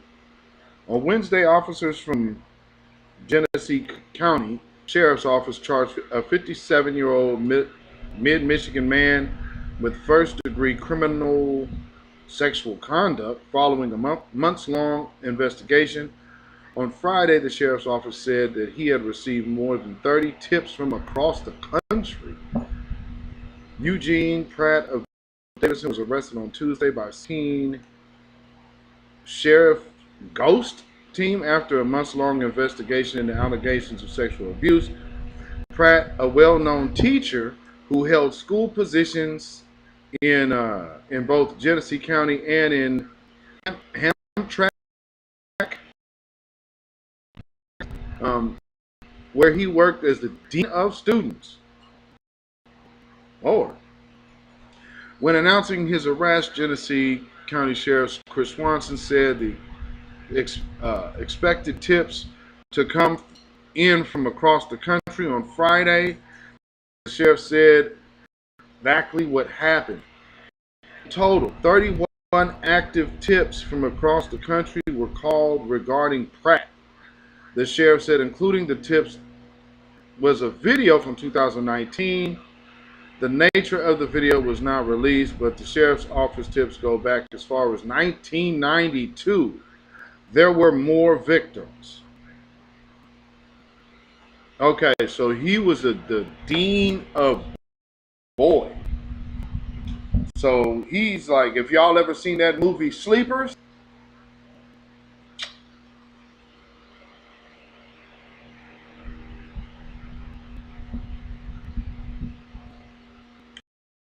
wow. Thank you, Tia, for sending that to me. He said he actually lived far, far from Detroit. They wanted to just put Detroit. Oh, okay. Okay. Well, you know how that goes. That's where all the black folks live. Are you 7 Mile? Are you 7 Mile black folks out there in Detroit? What is the movie? 8 Mile? That's actually the movie, 8 Mile. I don't know nobody from 8 Mile. I know folks from 7 Mile, but not 8 Mile. I can't stand it. You know? Yeah, you know, they gotta. Oh, he was probably all in prominently black areas like Flint. You already know. Seven, yes, indeed. Seven. Nico Red.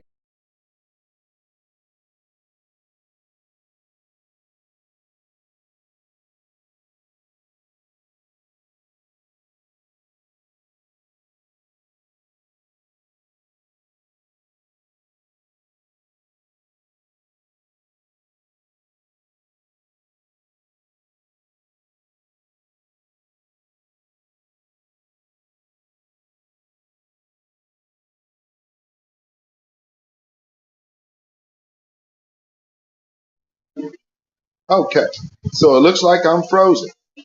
So what I'm going to do is have to exit the studio, but at least you can see me there. So let me turn that out, and now you can hear me. I'm something told me this was going to happen, so I was prepared just in case for a moment like this. I don't know how long this stay with Restream is going to last, family. I just don't. Lord. Yeah, we're going to have to do something about this situation here. I understand. But nonetheless, we are pushing through. Pushing through. Lord. Let me see if it's still taking forever for this window to open too. Lord. This don't make no doggone sense. All right, we're trying to get back.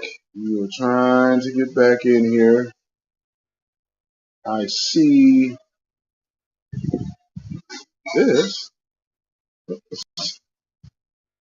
Oh boy. All right, bear with me, family. I am not sure what I am seeing right now. Where am I at? This is crazy.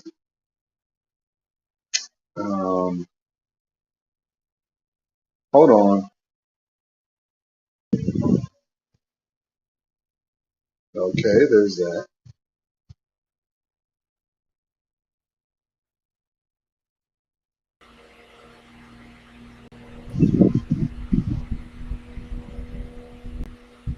All right, there we go.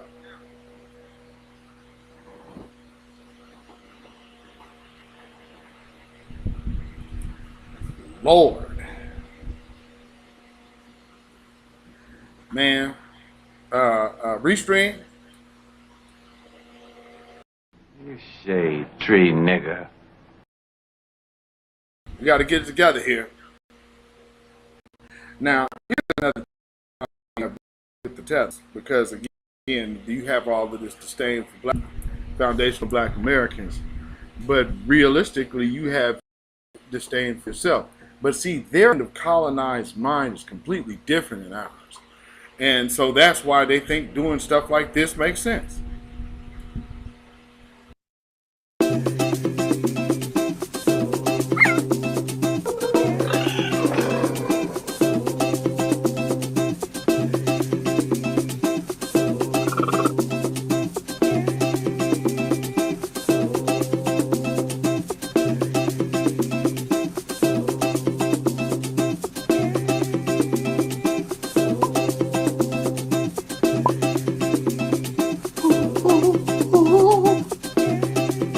Yay, the white man.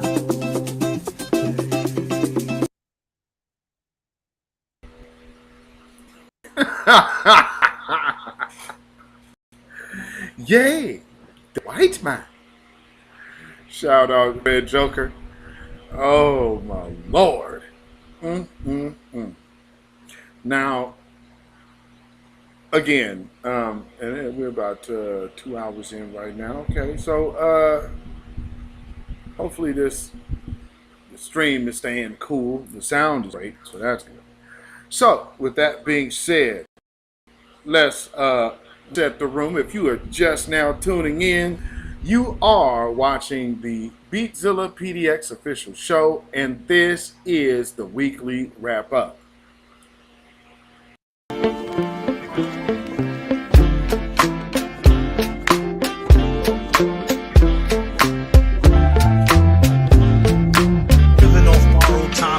Tick faster. That'll be the hour they knock the slick blaster. Dick Dastardly, a Muttley with sick laughter. A gunfight and they come to cut the mix master. And living the true gods. Giving y'all nothing but the lick like two broads. Got more lyrics than the church got ooh lords. And they hold the mic at your attention like two swords. Or you the one with two blades on it. Hey you, don't touch the mic like it's AIDS on it. Yeah. Right. So yeah, this Nigerian woman, she gave the little half apology, almost like the other dude. Y'all remember him? Shout out to Brother Sage and Brother Melrose that went to go have a conversation with the brother to get some straightening and understanding, about respect of our lineage and such. And I think that anything, it was no physical confrontation or nothing like that. But see, again, we are in the time of the pull-up era. So again, if you remember, you can say anything you want to on this internet, but there comes responsibilities for the things that you will say. So like I said, I hear some folks who's like, okay, I don't know how y'all could sit up in rooms with some folks. It's like, don't you know these people would tell on themselves? I mean, good grief.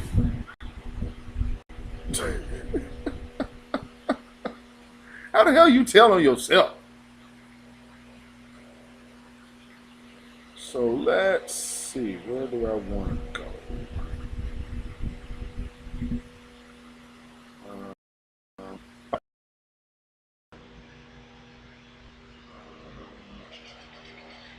So yeah, let's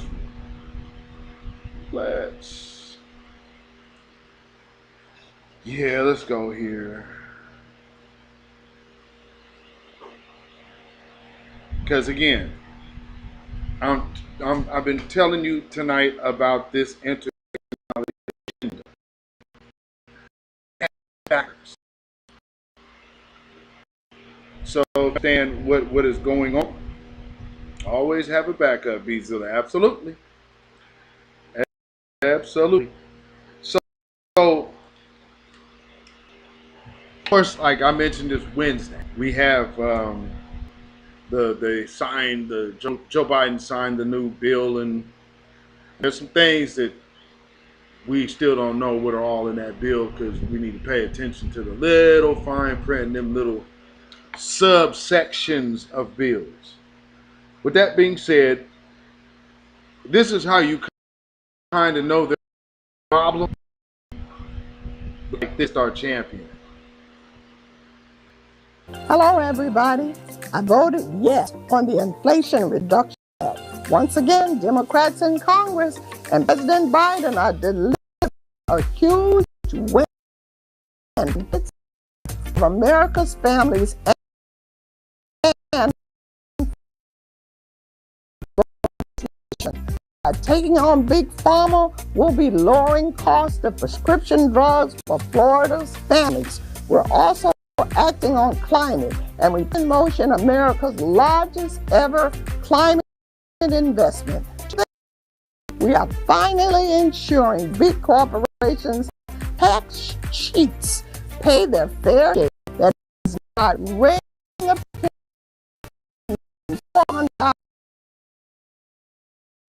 This is what progress looks like, and we won't stop working for the people.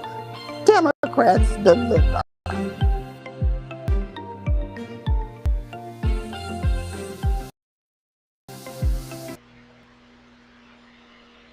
Democrats deliver.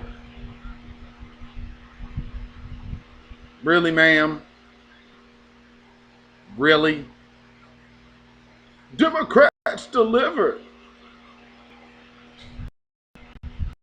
When? When was this? That's madness. Oh, cooning and buffooning. And lion hook. Oh, man. So, let's see. There's something else. Oh. So, yeah, this other little situation had to happen. That hat's controlling her. What in the Hades? Oh, that's funny. So the incident happened. Somebody had to learn.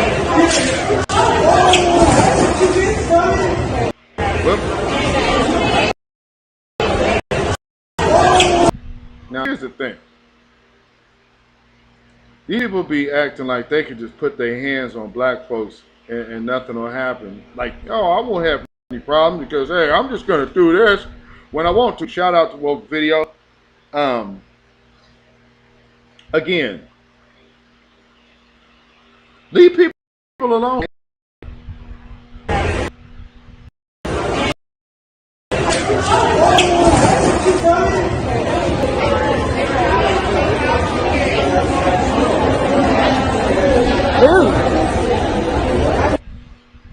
Now, you know, this new thing that's happening, and y'all got to be careful about this, trying to charge black folks for punching somebody with murder. It's like when you start seeing that, that's almost people trying to make it, that's what it is. You think you're trying to make blackness. That's why when you start hearing, let's talk about pastors. Stop it. And then meanwhile, y'all giving $30 million to the police.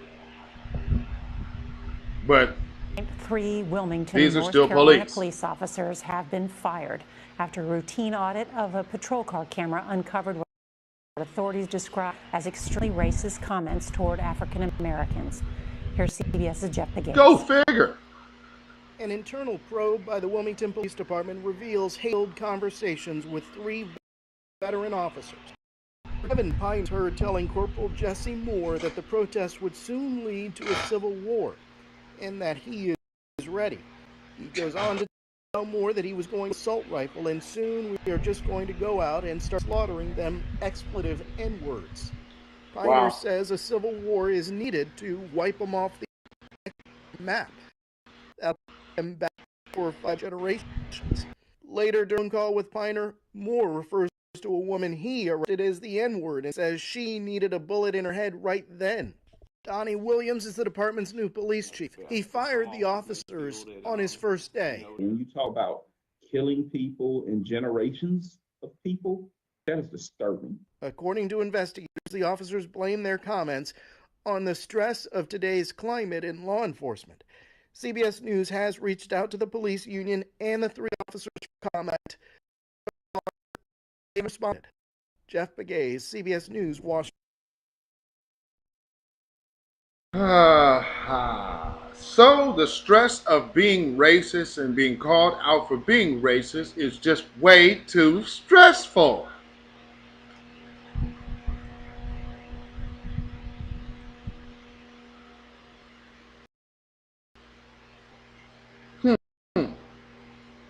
So somebody away wanting to kill a woman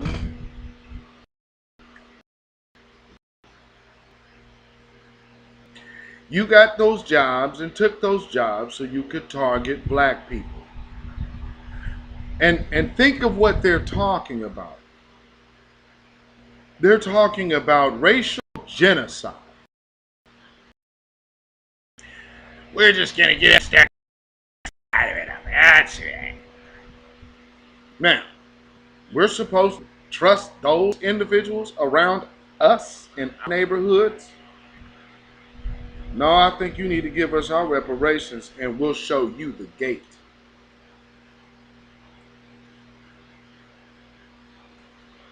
Hey, hell no, y'all can't come in here.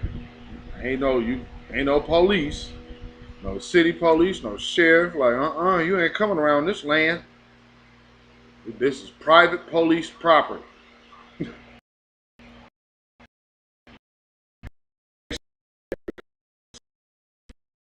Worried about crime, there's not as much crime that would be taking place because you moved poverty out of the mix. But there sure is a great amount of money that goes into black incarceration. So the whole idea of black people being criminal is a business. Why do you think everybody's talking about crime now? Do y'all, in anyone in my chat, are y'all aware of any inter-gang beef where you're from right now? Does anybody know of any active little beef in your area? Because they sure are talking about a whole bunch of gang beef here, but nobody's putting it on.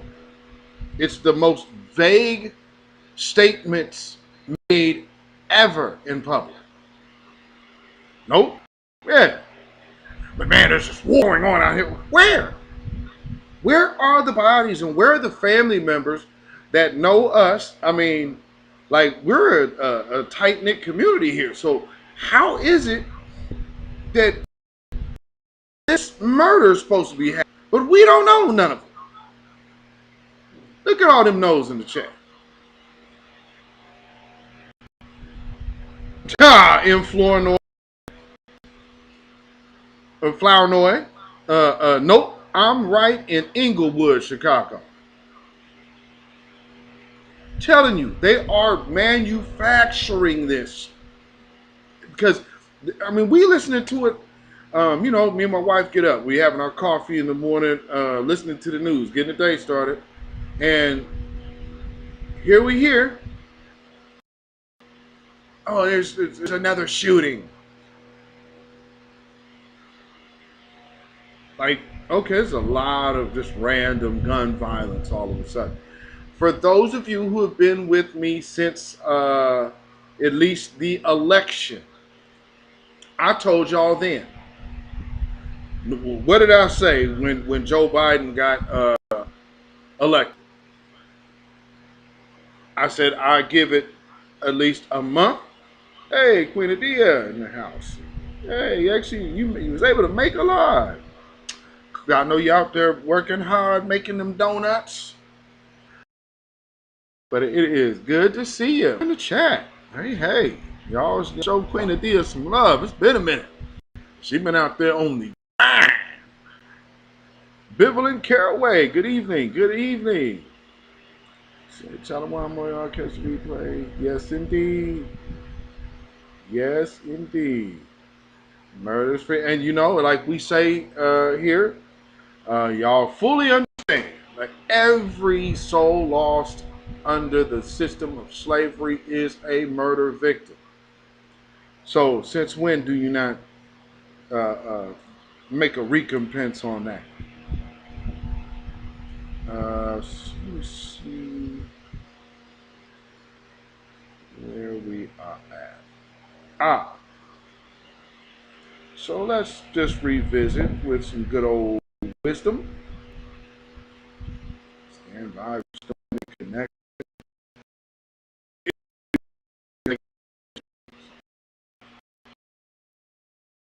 That I watch that uses restraint.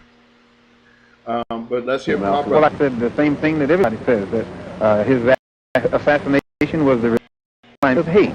But only I said the chicken came home to roost, and which means the same thing. Oh, okay. That's what that was. I meant to play a different video. That, of course, was his famous statement about JFK.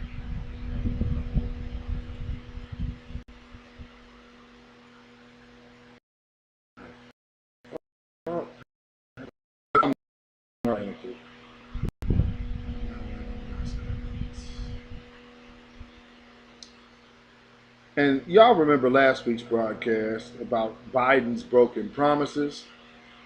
And these people, now you know, he's delivering. Really? Democrats deliver. Y'all better pay attention. They are watching everything we say and do because they're reacting to it.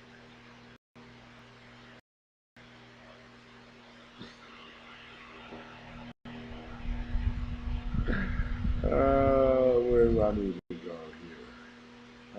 here?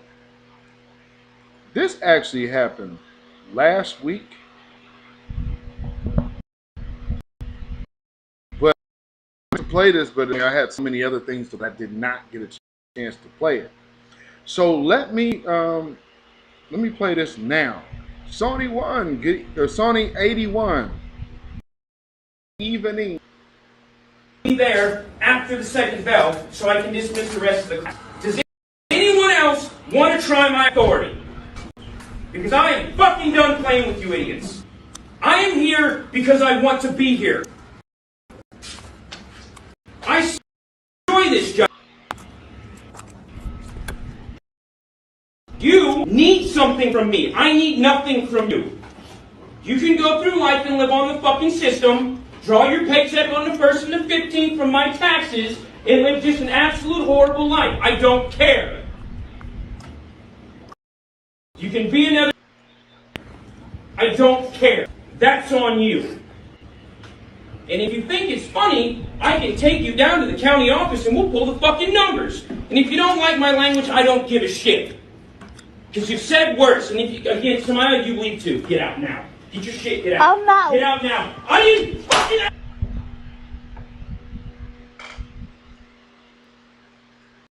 Wow.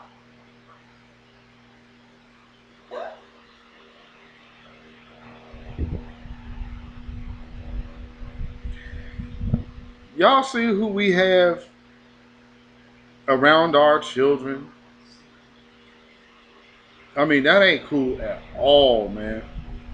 That ain't cool at all. Mm. Mm-mm. Mm-mm-mm.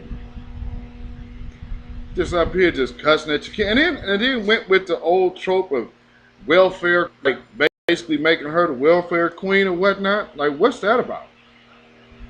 What's that about? But again, these people are anti-black. And, you know, them being teachers, you have to think somebody would say, well, why would they take that job if they don't like being around black children? They take those jobs so they can be around black children to harm black children. See, when you're hearing those police officers talking like that, it ain't just cops. It ain't just police think like that. No, teachers, doctors, lawyers, judges. These are the people in your neighborhood, and they mean you no good. And they definitely, absolutely, afro-lutely. You need to make sure these people are not around your children. Okay. All right, let me see what else do I got. Savages. And they're just gonna talk, you know, like, think about it. We've seen people like you, hey, and me and Black Alpha Space had a little African dude coming in there trying to tone. You can't talk to no woman like that. But here this white man is talking. See,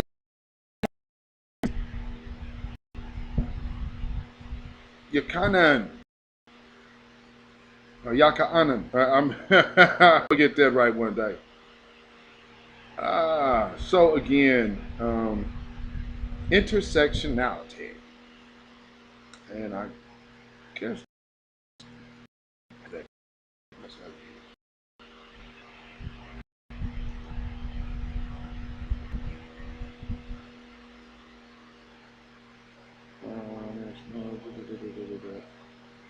oh, okay.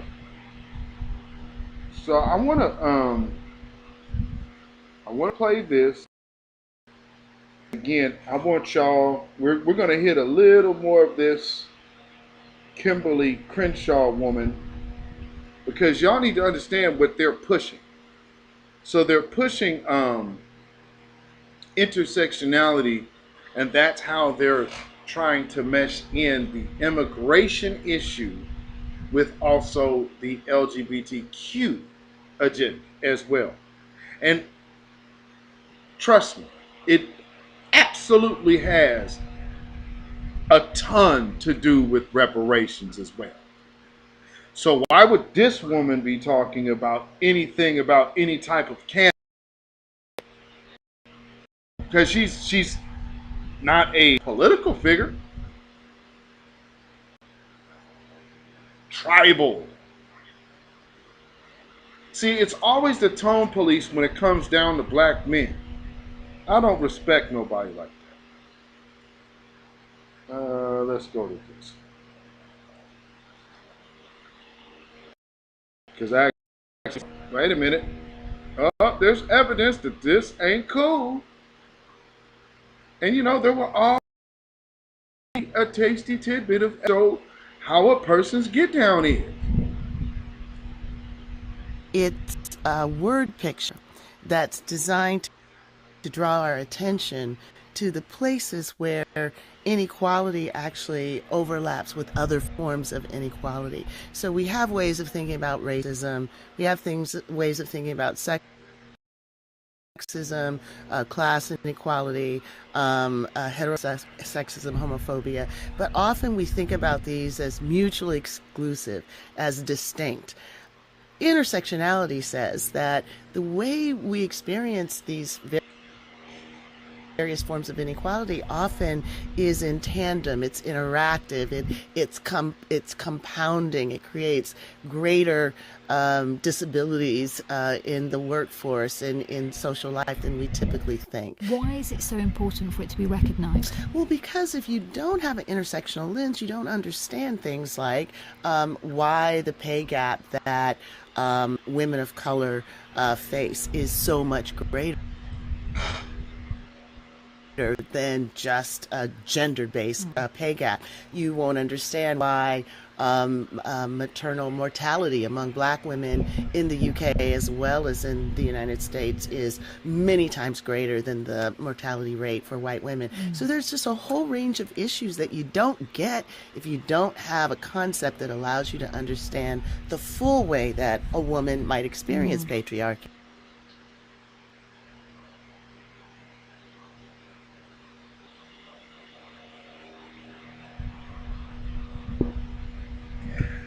Always listen for them words, patriarchy.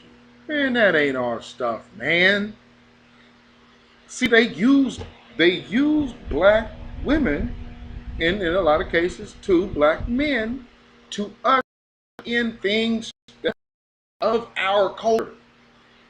And then because they put a black woman face on it, like they did with that jab, all they needed to do was roll out kismet.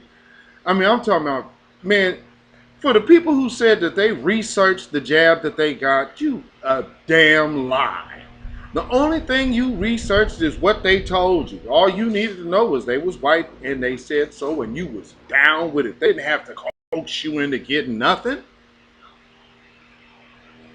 I mean, please. You get where literally, man, oh man, man, I'd be worse if I didn't have it. I mean, because, man, you know, I know one. Then you hear the one, people give you the ones that this one already in bad health. And he didn't have it. He died. How many of y'all have died from getting it? That's a higher number. And now that all of these other side effects are coming out, they're having to release these. Just like I played before with your good old President Barack Obama saying we experimented on 500 million people. Two problems there. He's talking about experimenting with jabbing every 500 million people. But again, why is he saying we? He's been off 2 terms now.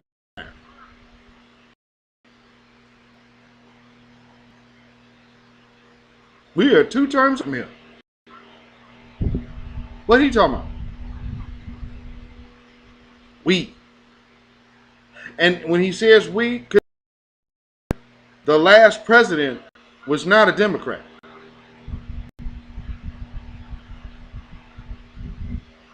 Well, I'll tell you one of the reasons why we definitely kind of backed off of the Obama phenomenon. Frankly, in all reality, I simply believe that man had to be Satan. You have the most devilish known to man, the most satanic group of people known to the planet Earth. And this was their choice? No, he got to be the devil in the flesh. He got to be Lucifer walking among us right now. Years later, then I came across the scriptures in the Bible that if you know what words mean in Hebrew,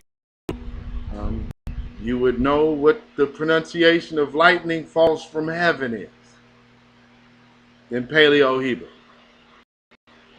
It literally is Barack Obama. And in red letters, there's words are in the book, red letters. He said at the end time, I seen this dude as Barack Obama. What a coincidence. I don't know who could have plagiarized that part. I mean, there's a lot of things that are played here and there, but I mean, I guess that's a little bit of everywhere, isn't it? However, the truth is always the truth. And when you can see it written in, you could live it now. There's something to pay attention to there. I'm just saying. So, you know, what else do I have? Because there's another one I need to. That other one. Because, like, oh, okay. Here's the other ones I need to show you.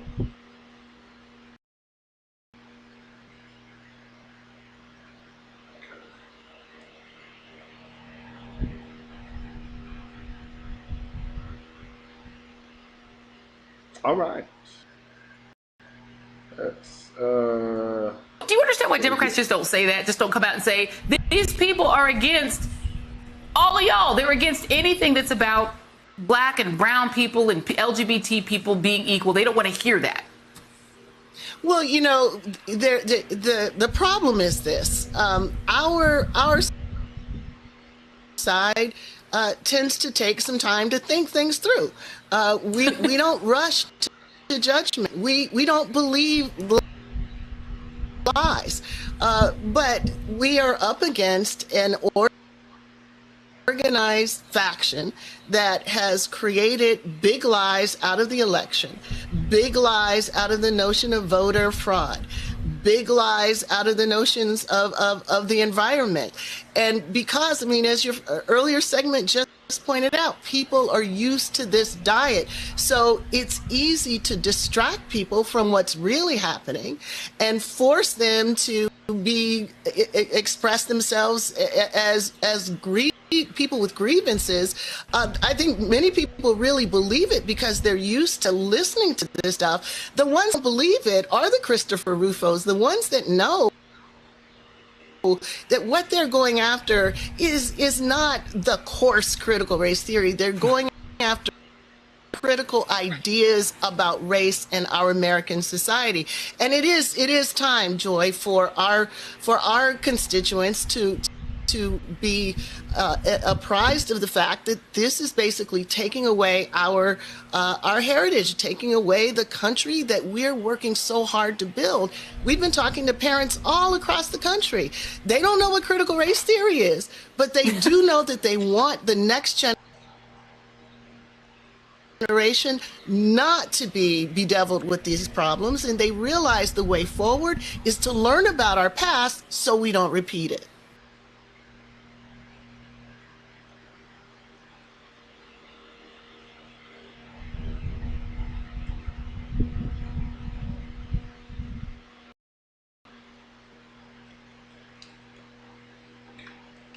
I don't even know how what she just said even makes any sense. the one thing, and also notice how Joy Reid tried to mesh in black and brown and LGBTQ into critical race theory. Now you're trying to mesh outsiders into our history, which of course we see that with the hip hop thing and the music issue by accident. There is an agenda to graft people in to our causes when they absolutely have no place in it. Now, that's why you'll probably start seeing a lot more of this woman. So if you didn't know, there's a big push for intersectionality right now. I would advise y'all just go on Twitter and just see who all is involved. Put it in the search bar on Twitter and take a look. It's a lot of people who are invested in intersectionality. And intersectionality is the enemy of the foundational Black American family. So when you start hearing people doing that, like, oh, what about black and brown and LGBTQ? No. Critical race theory is American history. That's Black American history that we're talking about. That history that's not shared through other groups. That's all under one banner. But look at how now brown, there wasn't no brown in that. See how they keep doing? And this is how they like to do us, which is not okay or cool. You know what I mean? And I would hope that people would start learning that these individuals mean you no good. These people are absolutely against you. You know what I mean? So, oh,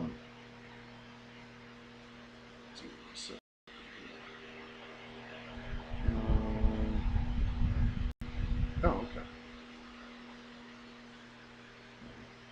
What am I connected to? Okay, so again, the hustle is on. That's why you're seeing so many people involved in with our, well, now with our light, now with our history. We're seeing like Tariq said, cosplay of people doing that, and that's what the woman who was saying Akata. See, there's another video that she put on her page, and it's basically some African artists or some non-FBA artists appropriating the music and the look. And then somebody said something to her about it. And she said, well, I'm here. There ain't nothing you can do about it. I said, okay. See, now that's what I wanted to hear.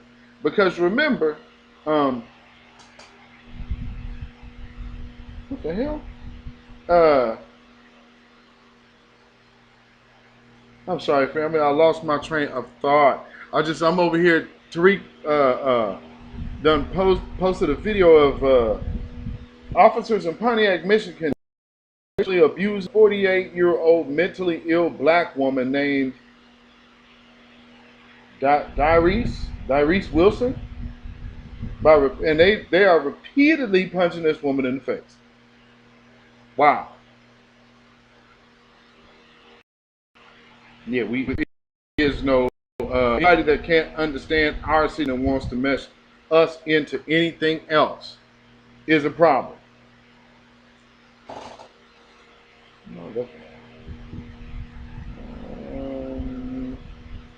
Okay, that's interesting. Interesting. Okay. Let me do this.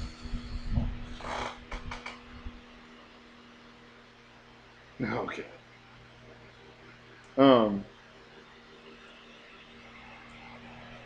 We gonna have to really seriously lock the gates. You know, and like I said last year, FBA is closed, and now we see why we absolutely had to do this. Because we have so many people trying to come in and get up on our number one, they're trying to benefit off of our drive to get justice for us. So now that they see we're not giving up, now they're like, well, how do we get up in there? Man, I mean, because you know, man, we ain't just going to have getting all that. We ain't going to be getting none of that money. I mean, man, I mean, shoot, you know that white colonizers went over to Africa. I mean, we're just as entitled as you are. No, it's not how it works. That is not at all how it works. Okay, so there is one article that I'm going to read before I get out of here, because I just came across this, and this was very, very, very, this is one that jumped out at me, to say the least. Sheesh. Family, we are absolute attack. I mean, we're under attack so much that a new FBI statistic, or not even statistic, but a report has just recently came out.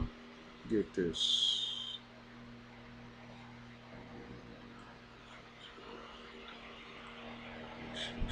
Here, bear with me while I'm getting this.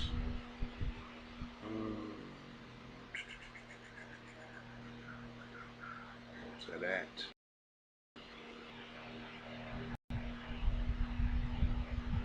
You know, family, I had this real weird update on my phone, and it literally like changed my entire phone.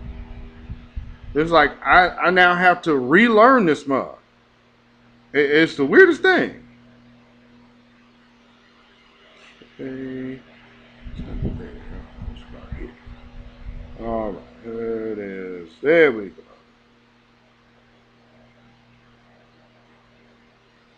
Okay. So it says the FBI targets a new generation of black activists.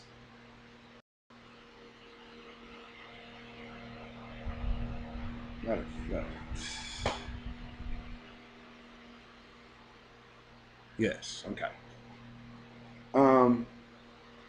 Let's see. This is originally appeared in The Guardian. It says throughout its history, the Federal Bureau of Investigations has viewed black activism as a potential national security threat.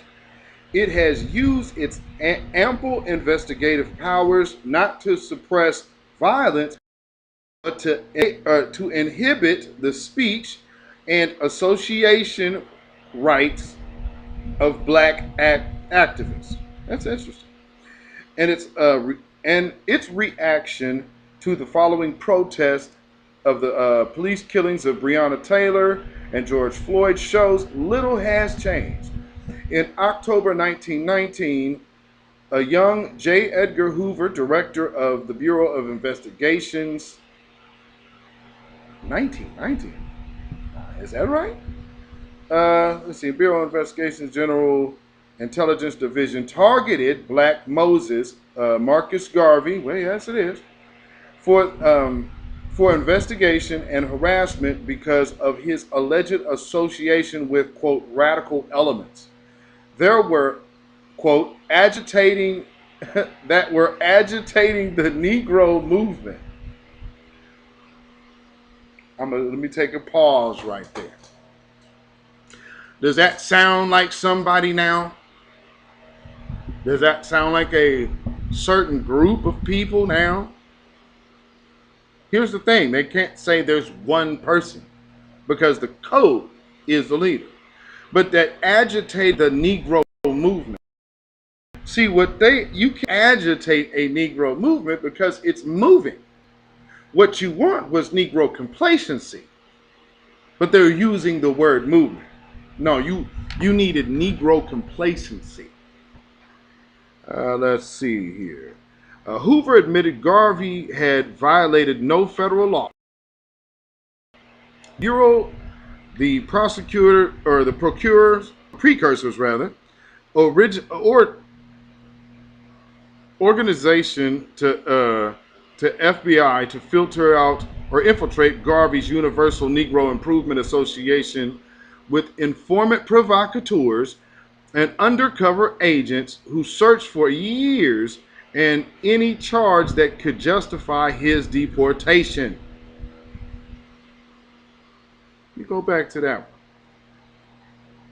The precursor organization to the FBI infiltrated Garvey's Universal Negro Improvement Association with informant provocateurs and undercover agents who searched for years for any charge that could justify his deportation.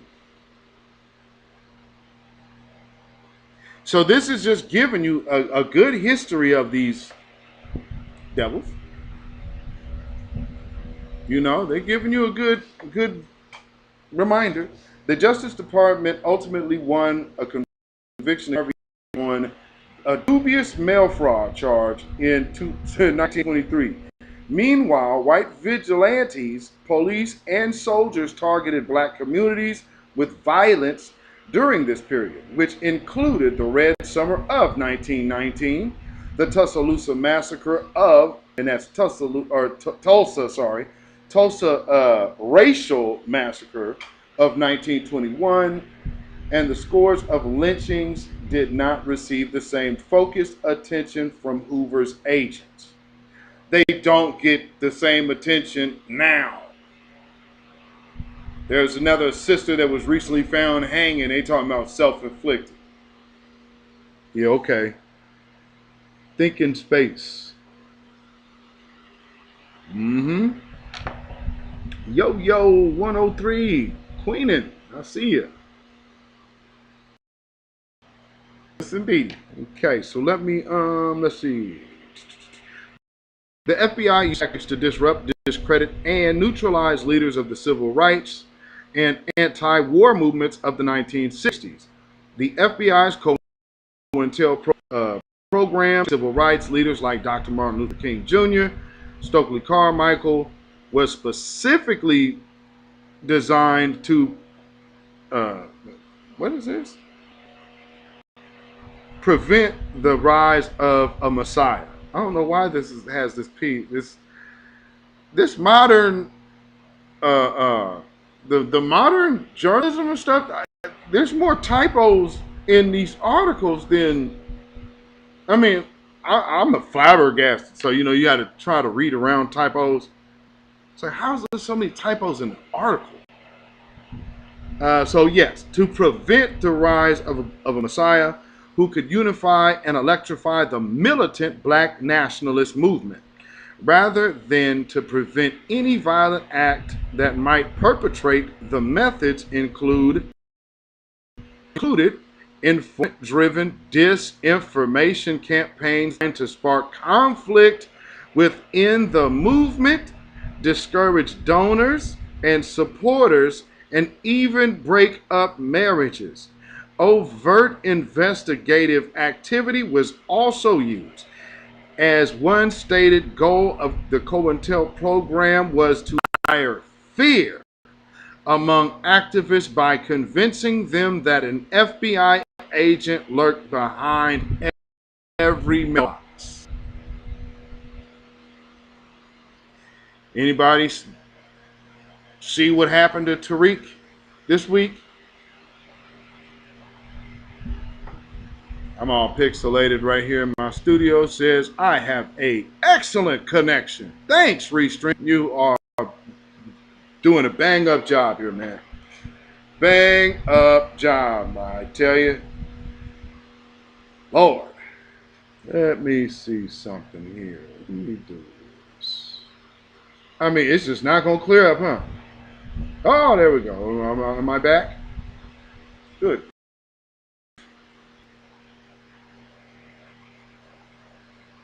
I'll tell you, this really trashed me, man. Exposure of the COINTELPRO abuses led to an era of reform starting in 1976, including guidelines issued by the Attorney General Edward Levi to limit FBI investigations investigations of political activity by requiring a reasonable indication of criminal activity before intrusive investigations could be launched. Unfortunately, the guidelines were weakened over time, most severely in December 2008 by the Bush administration Attorney General Mike Musaki, or McCasey, whatever the hell his name is. McCasey's guidelines authorized a type of investigation called, quote, assessment, which required no factual basis for suspecting individualized wrongdoings before agents could employ intrusive investigation techniques, such as overt and covert interviews, physical surveillance, government and commercial searches, including and tasking informants.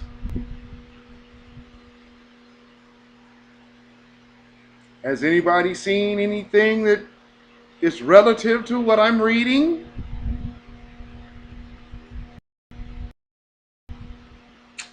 Man. And then people be call nobody no agent. You call nobody no agent. I'm reading the criteria and examples of what they have developed since 1990. It is 2022. Don't you think they got really good in perfecting their game? Come on now. Let's see. Where did the FBI interpreted these guidelines to allow its agents to use census data to map American communities by race and ethnicity. I can't even speak. Your race. And to identify and monitor ethnic facilities and behaviors, i.e., black churches, also like your community centers and stuff like that. I mean, you know, I'm sure if you all have been at a black church, you know there's one or two white folks around. And I mean, no matter how small your black church is, there's one or two white folks around. I mean, I could. My aunt got about 5 members, and I think at least 2 of them are white. Ain't nobody going to hear that bullshit you talking. A pastor. Next, let's see. Behaviors and behaviors. See, that's again the identify and monitor ethnic facilities and behaviors. What do I keep saying about Twitter Spaces? Remember what Tariq used to always say about Clubhouse. Clubhouse sounds like it feels like you're talking to the feds. Well, Twitter ain't nothing but Clubhouse on crack because it's more accessible. So with that, we know that all the ways that they have moved, and you can honestly say you have seen people moving in these ways in spaces. It goes on to read, a 2009 memo from the Atlanta FBI cited fear of, quote, black separatist terrorism threat to justify opening an assessment that documented the growth of the black population in Georgia, which now, of course, you know, they are trying to gentrify parts. Well, I've heard Atlanta been greatly gentrified. You know what I'm saying? I noticed that too. When I was a child, those white people be agents, yeah, making sure pastors teach those lies instead of the truth. You better know it. You better know it. They knew. I mean, I've been in a situation where I knew that the government had an issue about what was being taught in the church. Yes, sir. FB is short for F. Well, you know, FB and then Instagram. That's why that's the running thing. FBI, Facebook, and Instagram.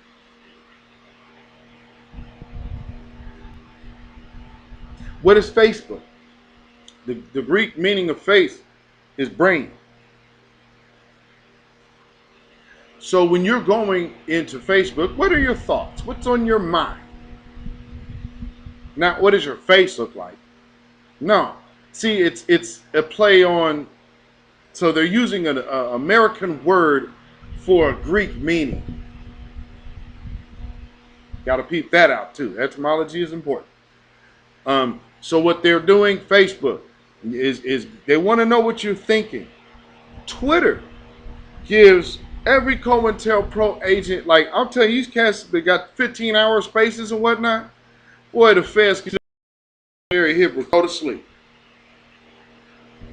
Ah man, we done did this back in the day. We done did that. Not man. Oh Lord. All right. Woo-wee.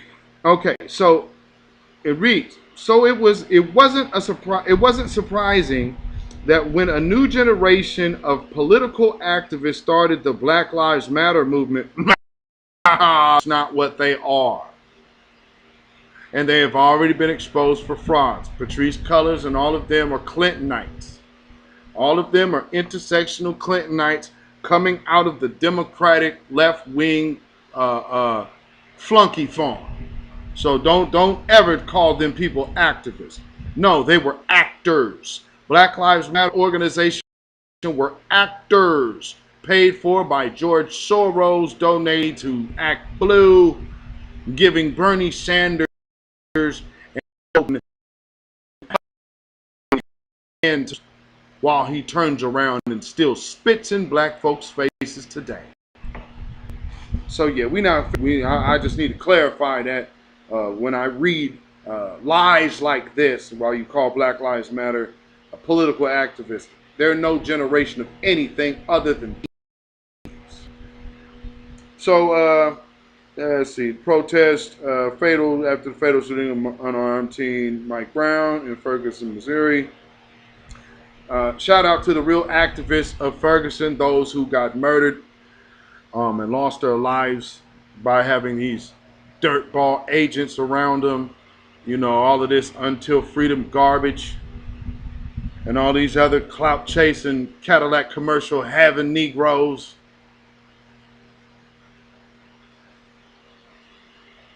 Off the deaths of black children, women, men.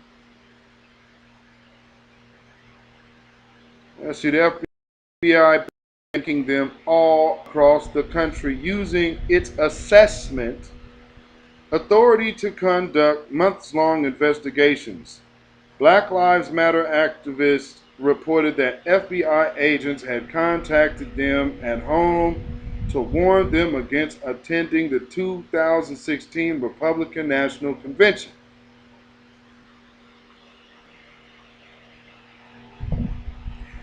So the FBI could warn Black Lives Matter about not attending the Republican convention, but didn't know that all of this money that they was making going to the IRS, they just shot them some more money. So the FBI is at your doorstep in every little way, but the IRS ain't counting your chips? Sure, you can believe that if you want to. Let's see. In 2017, the FBI had invented a new domestic terrorism program category called Black Identity Extremism Movement.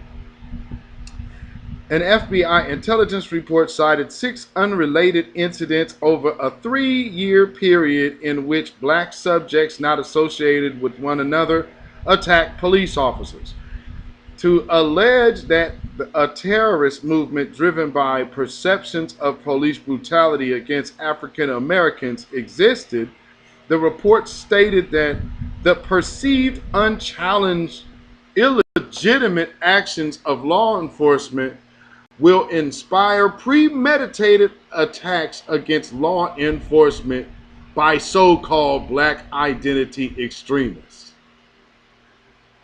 There's your tax dollars hard at work.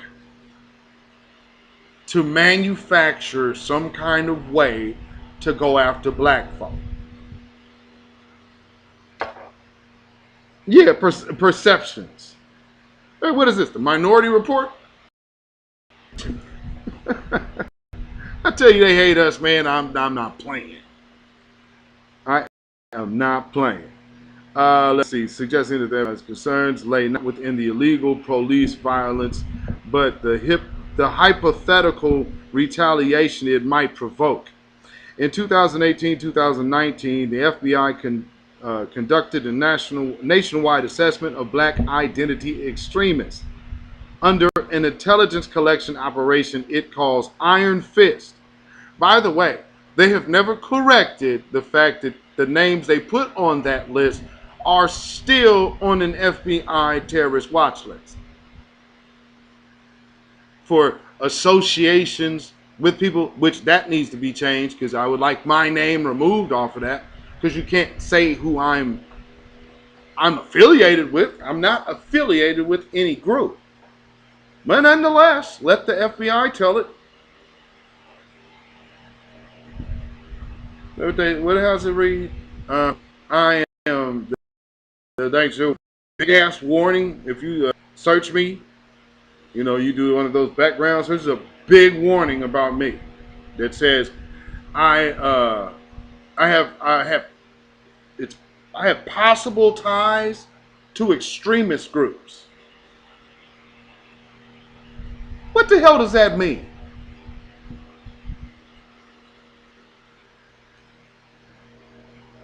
I'm black, and being foundational Black American is not an organization; it's a lineage. So what group? So like these people can just lie on you if they want to. You understand what I'm saying? So yeah, I'm on this list. Tariq's on this list. Other people ain't on this list. Under intelligence collection, Iron Fist. And you did this under the name of Iron Fist. This is all about keeping black folks under subjection, man. This ain't about shit else. This is all about keeping black folks under people's thumbs, man. That's what this is. I must really be bringing the truth because boy, Restream is like every 2 seconds I'm having an issue, huh? Boy, Restream, boy, that truth come out. You acting just like the last people. Couldn't use my mic, kept freezing me out of my windows. That'd be really nice. You can get this together here. Or, let me put that on the screen. Let me see what they do. Now, okay, well that's clear. It's just messing with my camera.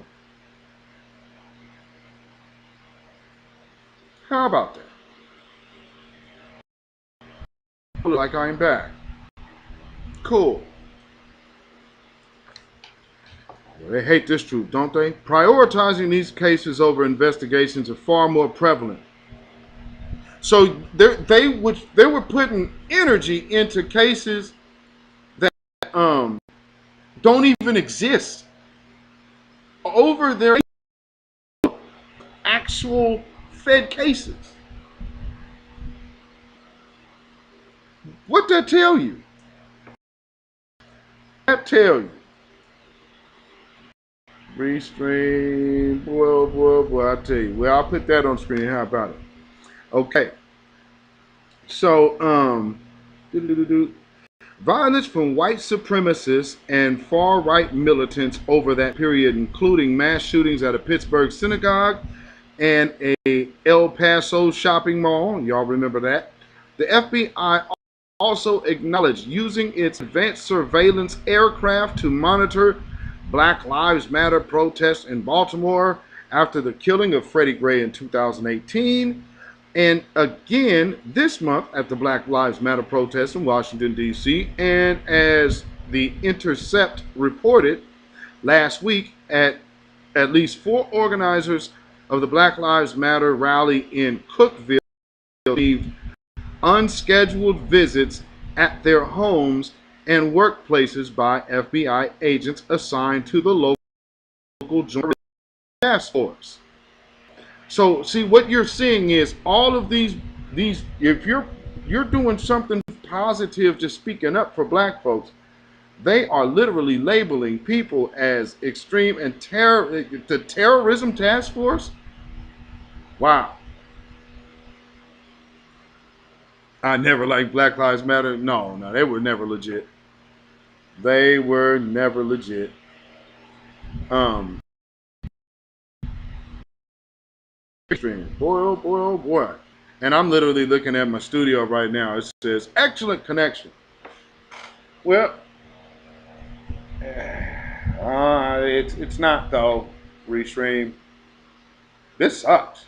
I'm gonna just keep it a buck.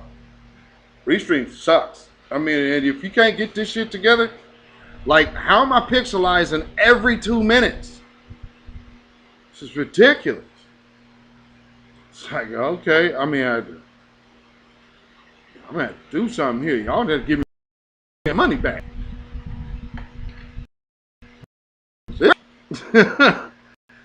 Oh, Lord. Keep me clear in the picture for at least a steady 5 minutes. Your shit should work that good. I mean, all this stuff in your this is your program you're using. Why is it having so much communication issues with YouTube? You're supposed to work out that bandwidth. I can't do that on my end. I only have one choice. It means it's a restream issue, and I need you to stream your ass to fix it. All right, now, what did I say? Go back down here to term. The agents questioned them about their social media posts, their plans for the protest, and whether they had connections to Antifa, the anti-fascist activist who Donald Trump has blamed for inciting violence at Black Lives Matter protests. Ooh, that was slick. That was real slick. The anti-fascist activist who Donald Trump has blamed. So all of a sudden they're going to throw Trump in there when talking about Antifa?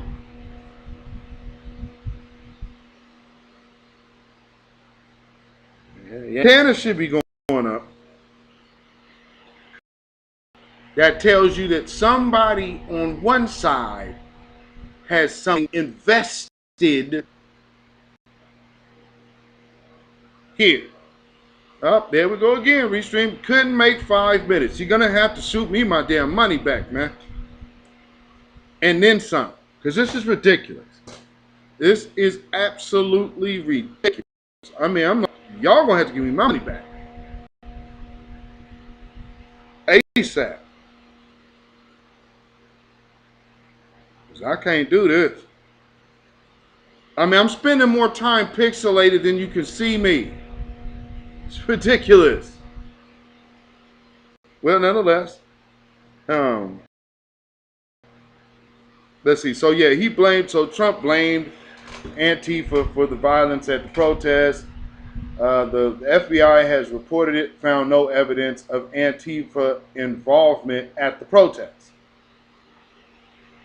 Well, yeah, they was tearing up. So I mean, what protest are you referring to? Hell yeah, you had a whole bunch of agents, but see, them Antifa agents was fed. There was feds. See, that's what should let you know that them Antifa people, all them agent provocateurs, you should know now why nobody was like, oh, but yeah, that's Black Lives Matter. That's Black Lives Matter. Okay, Black Mama, shout out to you and thank you so much for your donation. Peace, blessings, power, and protection up on you. Yes, indeed. Certainly there is a potential for violence at any protest, and the FBI has made more than 80 federal arrests of looters and arsonists in recent weeks. But so far, the most apparent protest violence that falls within the FBI's jurisdiction is not again, is not coming from Black Lives Matter activists or Antifa, but from police. North Carolina lawyer T. Greg Doucette and mathematician Jason Miller have compiled a data set of more than 500 incidents of police violence against protesters that have been captured on video by activists. And journalists, since George Floyd's death, several of the officers responsible for this violence have been fired, and a handful have been charged with violation, but no federal civil rights charges appear to have been brought yet against law enforcement who have been caught on tape attacking peaceful protesters and reporters.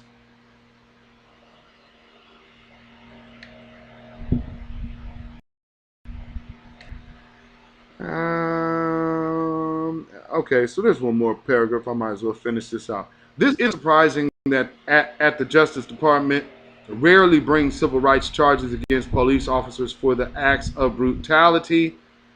They never bring civil rights charges against anyone for black people. That does the Bryants, they were trying to cut them a deal.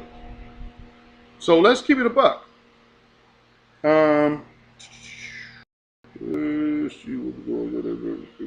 Officers act brutality.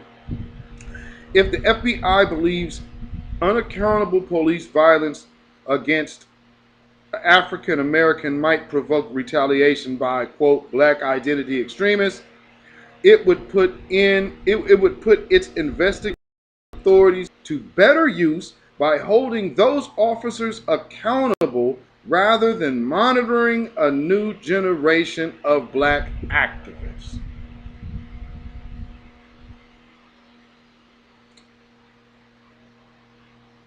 And so that was the article that I wanted to read before we left here, because this is the type of situation that we face. If you could see mine right now, but you can't, because Restream sucks. And you're going to have to give me my money back because you can't seem to keep a straight picture and connection for nothing. And now I've used two different windows in this Restream here, and yeah, man, you crash. And I will tell everyone that you have made don't tweet me and tell me, well, you can fix your bandwidth. I do not have the ability to do so. So since you can, I'm a matter of fact, I'm gonna put this in that chat so you could take a look and see what's going on. You don't have any kind of real help on YouTube to fix this issue, because as a matter of fact, it says that it was supposed to be taken care of within your studio, which that's not happening. So since you're not delivering on what you say how your product functions, I'm gonna need my money back and then some. Because why am I going through this issue? Hey, we're gonna have to do something about this.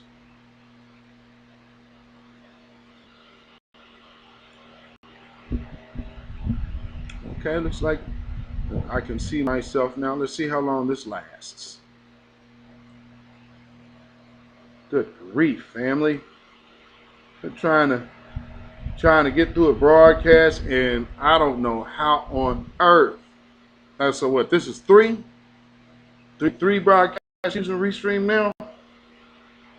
The first time the sound was janky. I'm like, okay, well maybe I did it the wrong way. This time I set it up through the studio. I'm in the studio. It's supposed to be working just fine. I'm having nothing but communication issues from start to finish. And this is the second broadcast doing exactly the same thing. Restream, you suck. Now, if I could get some satisfaction on this, then maybe we could figure something out. But I absolutely would never tell any for damn product that can't even do the basic function of keeping a solid connection for its stream. How does that make sense? It's like, man, you better hope YouTube doesn't invest in building its own studio up better.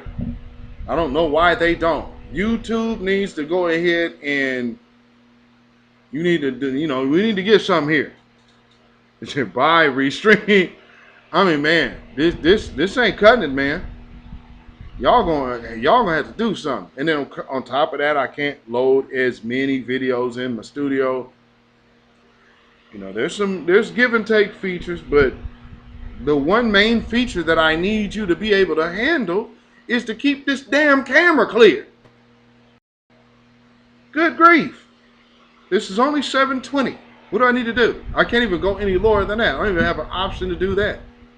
But one thing I will say is there has never been any more than I would have to do just to click 720 in StreamYard.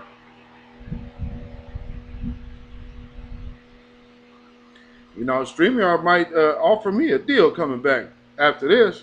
I'll do a video telling you how trash this was. The experience sucked. Very high pointed with Restream and how it connects with what it's supposed to be doing. It's basic function trash. How does this make sense? And then not only that, you have other people making videos about glitches. This is not everybody else's issue. This is a Restream problem. And StreamYard does not have this problem. Period. We're going to have to hit Restream up, give me my damn money back. And, hey.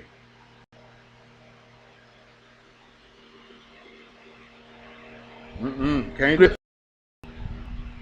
This is whack.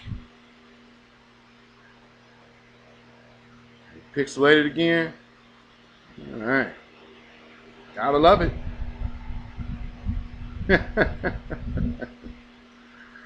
Lord. So, with that being said, family, we have a lot of enemies out here. And when the government gets out of its way to basically make black people, if you're going to say there's black identity extremists in some kind of hypothetical way, how much more do you think that these people are manufacturing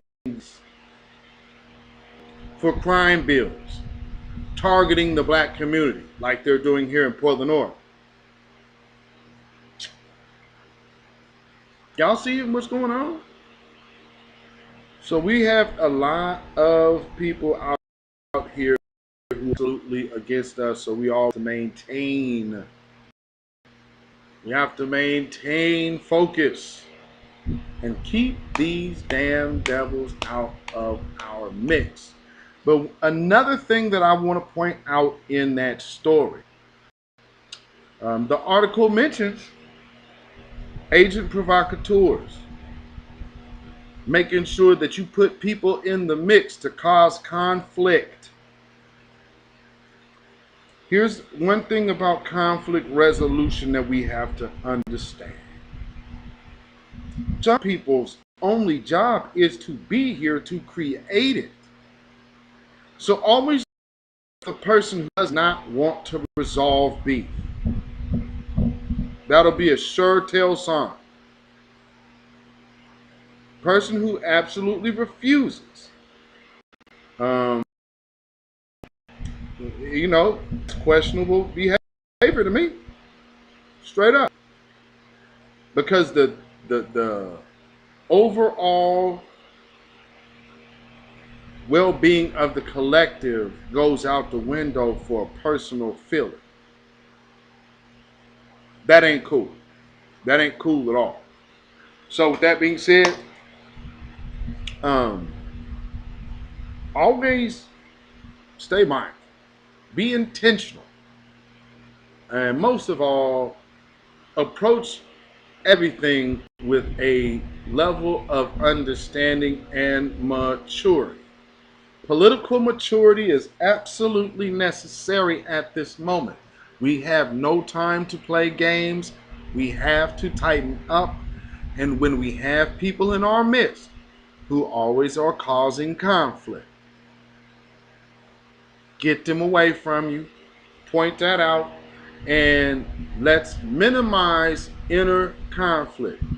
Because, I mean, truth be told, I understand personalities and all of this, but we are in the empowerment space, and I have never seen so much. I've never seen so much bickering. So for me, I look at the people doing all of this unnecessary bickering. It tells me one thing, that they're all new. Like this person said something on my Twitter the other day. Because again, you can always tell somebody that wants attention, because then they'll come into your thread because from time to time I go viral on Twitter, or semi-viral. That there will be a popular post.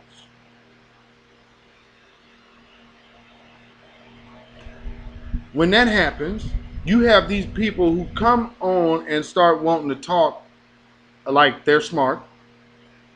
One dude actually has like FBA in his name, and kind of silly because my statement about Yvette Carnell and Roll, and he's basically like, well, yeah, I think that you're kind of giving them credibility and this and that. So, okay, you must be new. Oh, well, no, I'm not. Yeah, you are. Somebody else chimed in on like, clearly you're new. So be mindful of these people. Like, understand when a person ain't talking to you with that connect history. They talking something they just heard in another room and another space, and so they're regurgitating stuff. And yes, that happens. That happens. But one thing most comes down to me.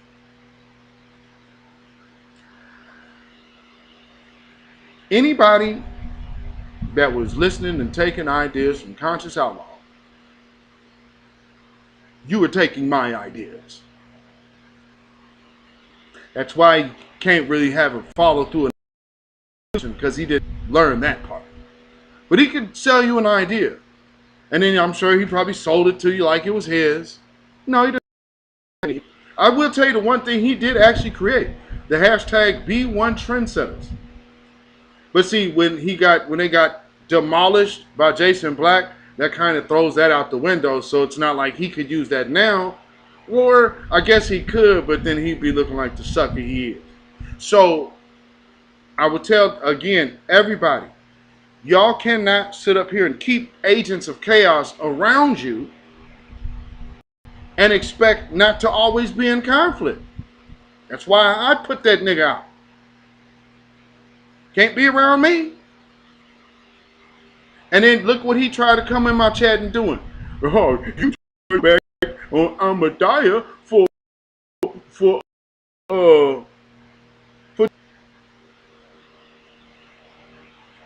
you little weak-minded simpleton.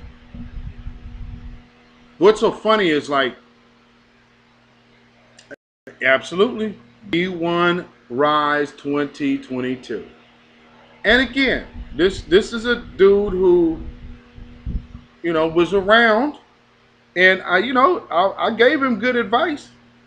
And obviously somebody had to check him too, because it wasn't good advice when I told him. They told him tone down the gang shit. If you notice when you see him now, it ain't all, oh, I'm all blued up.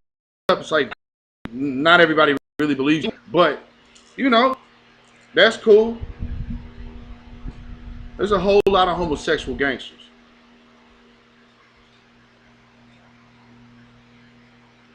And then, what did he do? He gave me the bitch ass nigga award. Me and JL and Afro Elite. I'm trying to remember who else was on there. I was like, wow. And y'all really literally sit around people like this? I sit up here and watch all the dishonesty happen. All the overt dishonesty. It's like, good grief, man. Have some integrity. But I understand. again, for me, I just sit back and watch everybody who has around him. That will automatically tell me how to categorize you. Straight up. And with that being said, you know, we didn't do White Women Wipeout Wednesday, but we can do Petty Van Dross Fridays. The rap game with the remedy. Right next to yourself, who come harder than a rapping bar, tearing it up to every extremity. There's no part that doesn't. I want to tell you, ready, man. Big time. And the remedy is something that you must obtain by yourself. Better find it to solve a certain within yourself problem that you might be in. Young man, young woman. In other words, coming up with your own solutions to life's pollution. You understand me? You owe it to yourself. You got to find your own remedy. Everything got a remedy. Check it out, though. I know the remedy, can't be clueless with enemies. Sexing your family, perpetrators and pretender bees. You know them infiltrators mad cause you recognize them. You pull his card, now it's real niggas patronize him. He petrified, catch that guy, tell him scary. Plus he's so timid and he weak that he don't ride with me. That nigga cried and he lied to them FBDs. He wanna spread the poison lie just like the STDs. This is the remedy. You feel me? That dude, he was caught in a situation. He felt like the remedy to that situation was to go and snitch. You know what I'm saying? I don't know why he did that. I don't understand that, but since he felt like that, but it's a remedy.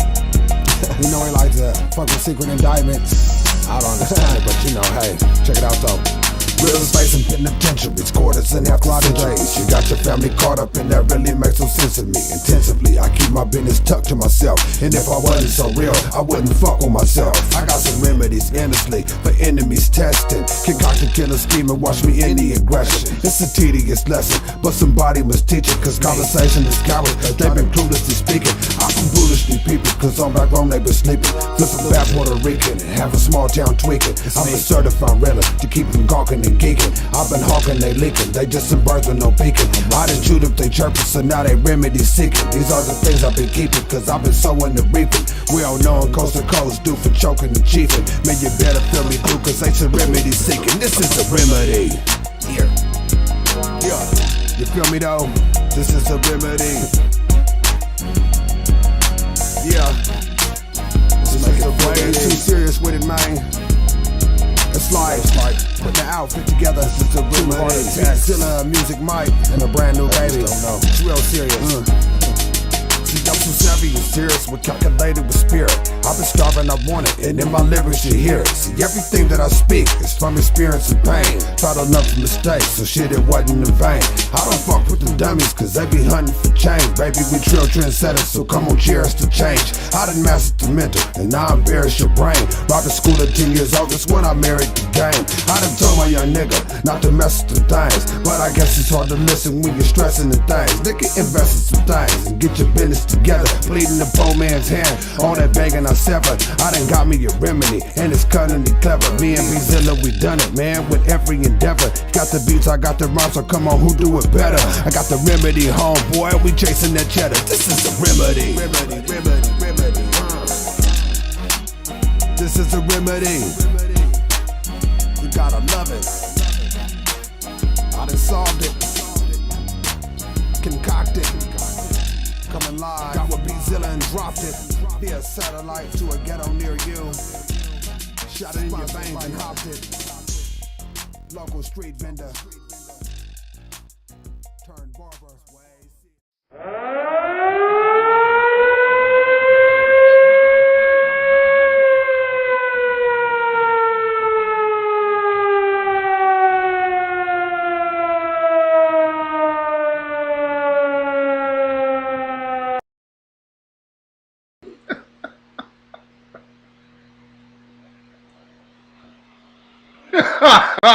Dude, the queen said your cheeks hurt. Crazy eyes.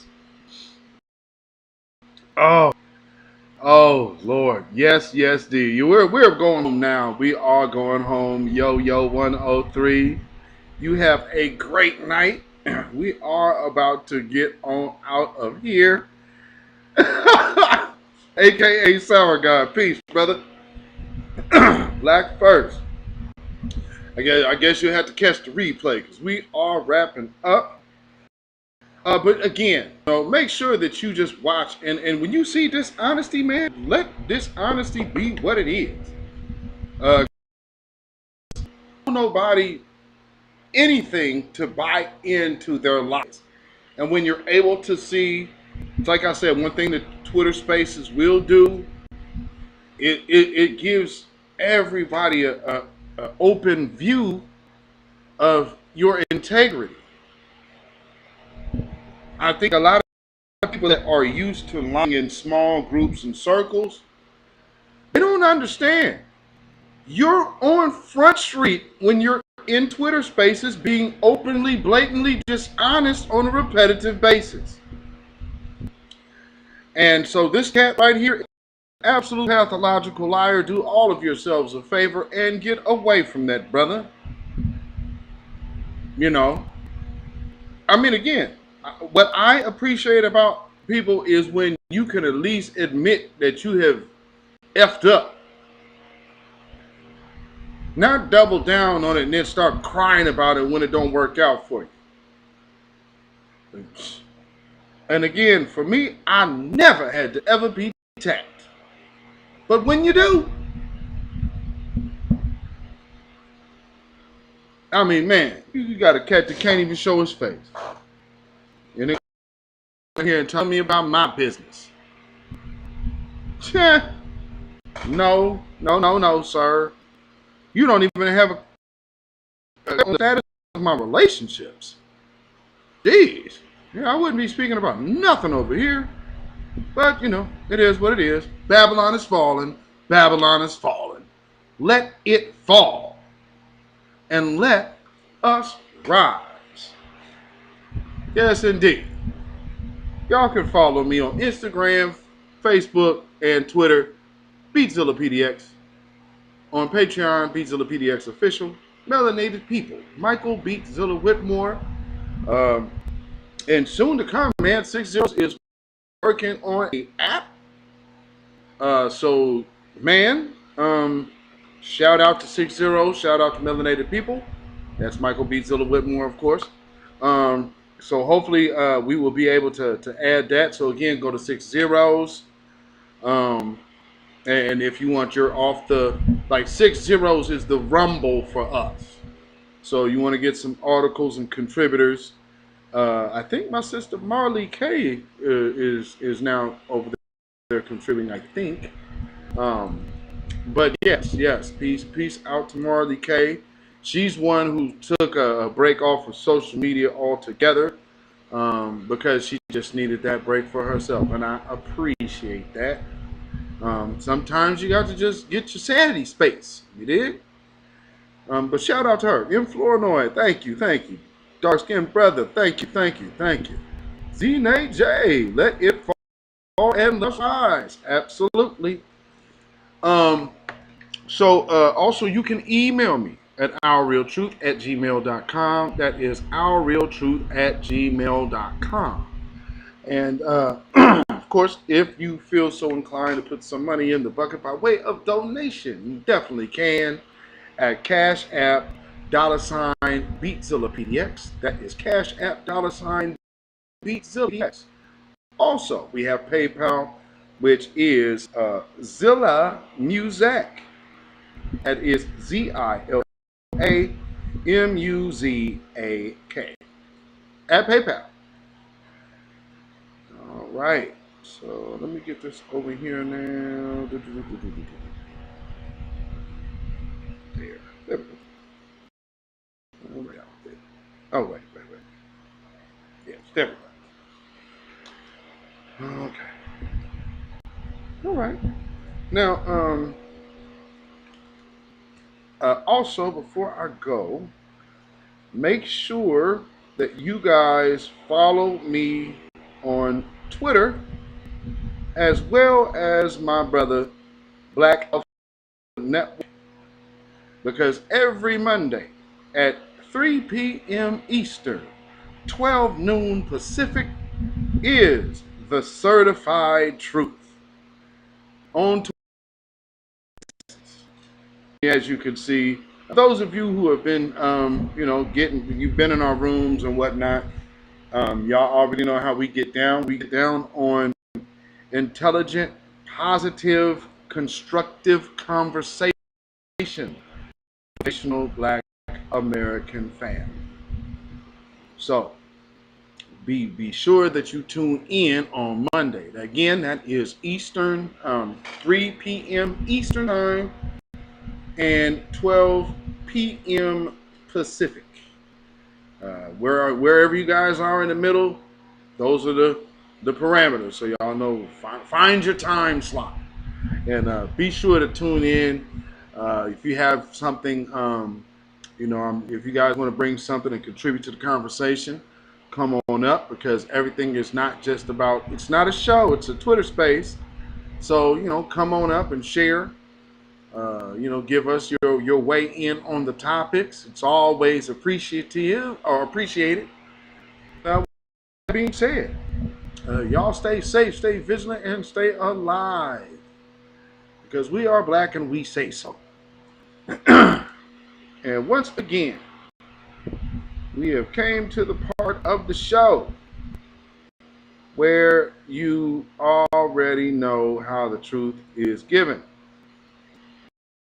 Let's see what happened here. Always keep our 3 smooth stones at the ready. But at the end of the day, David only needed 1. Over here, we know what the truth is and we know who Satan is. Always cast your stones of truth at Satan until you knock out his brains. So with that being said, I guess I'm going to be pixelated out as we leave. But oh well. Shalom, family. Y'all have a safe weekend, prosperous weekend at that. Y'all be good. When you know who Satan is, yes, sir, you don't have to kill him. No. The stone of truth. Yes. See, that's what you throw. Yes, right. Allah says, had we wished to take a pastime from before, surely we would have done it. Nay, we cast truth at falsehood till we knock out its brains. Every one of you that knows the truth, stand up and tell it from the mountaintop. Black people can't take it no more. So wherever you are, on the job, in the factory, I don't care where you are. If you know the truth, stand up on the truth and tell Satan, who the hell are you to try and pick my friends? Farrakhan is God's man, and you are from the enemy of God. So to hell with you. Stand up on it like a man.